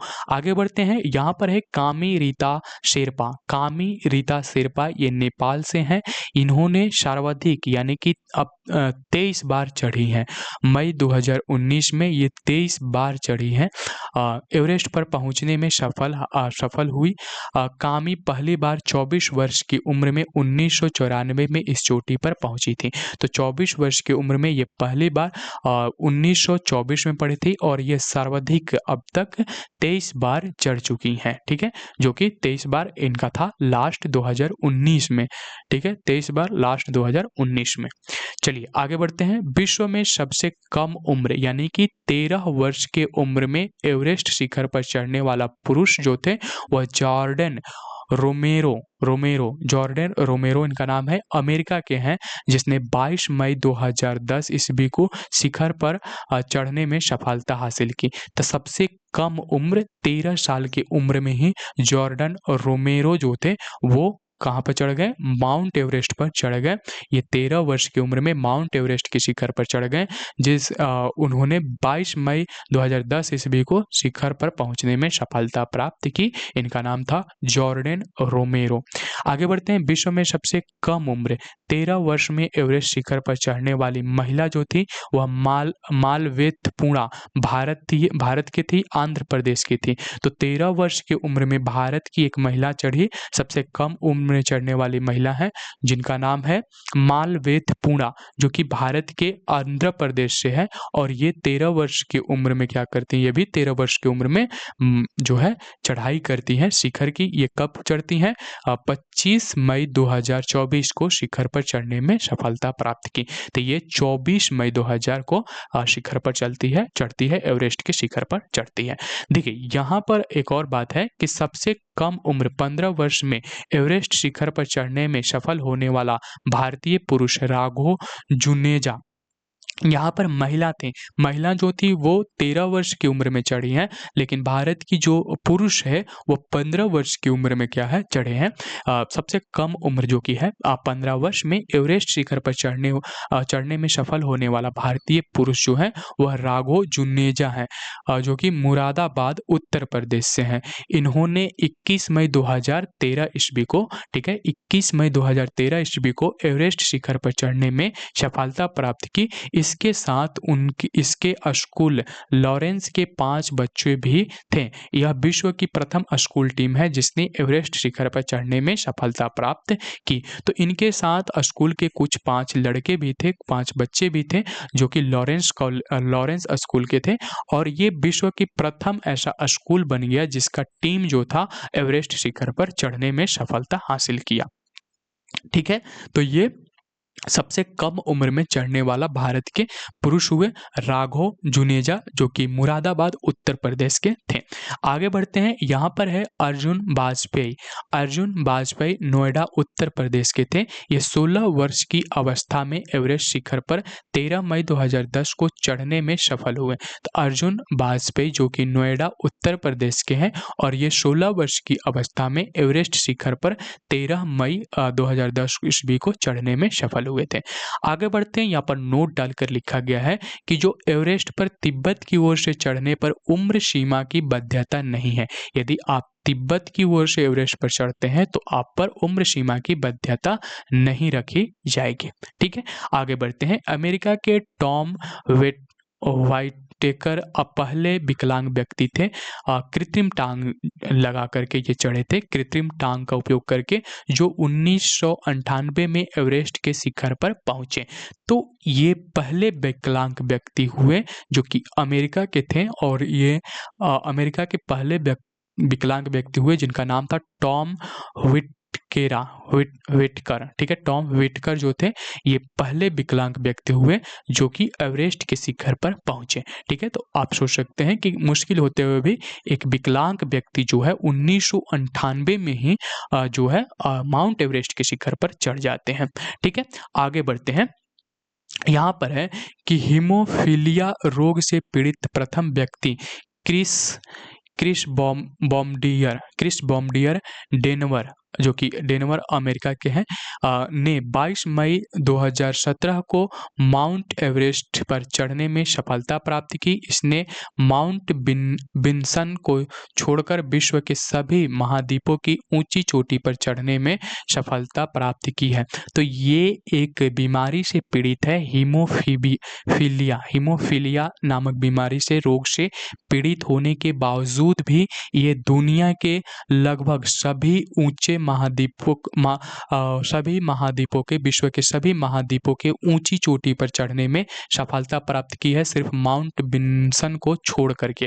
ठीक है, ये जो माउंट एवरेस्ट है इस पर 22 मई 2017 को माउंट एवरेस्ट पर चढ़ने में ये सफलता हासिल किए थे। ठीक है, तो यहाँ पर जो ये इनका बीमारी था हीमोफीलिया, इसमें क्या होता है कि यदि व्यक्ति को चोट लग जाती है और उसका खून बहने लगता है तो उनका खून जो है जल्दी जमता नहीं है, वो बहता रहता है, जमना मुश्किल हो जाता है, और यह एक आनुवांशिक बीमारी है जो कि माता से फैलती है।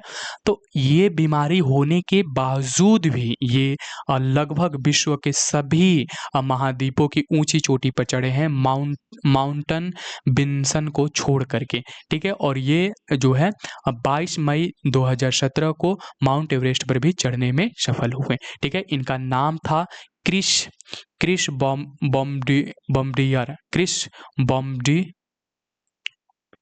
बॉम्बिडियर। ठीक है, क्रिप्स बॉम्बिडियर।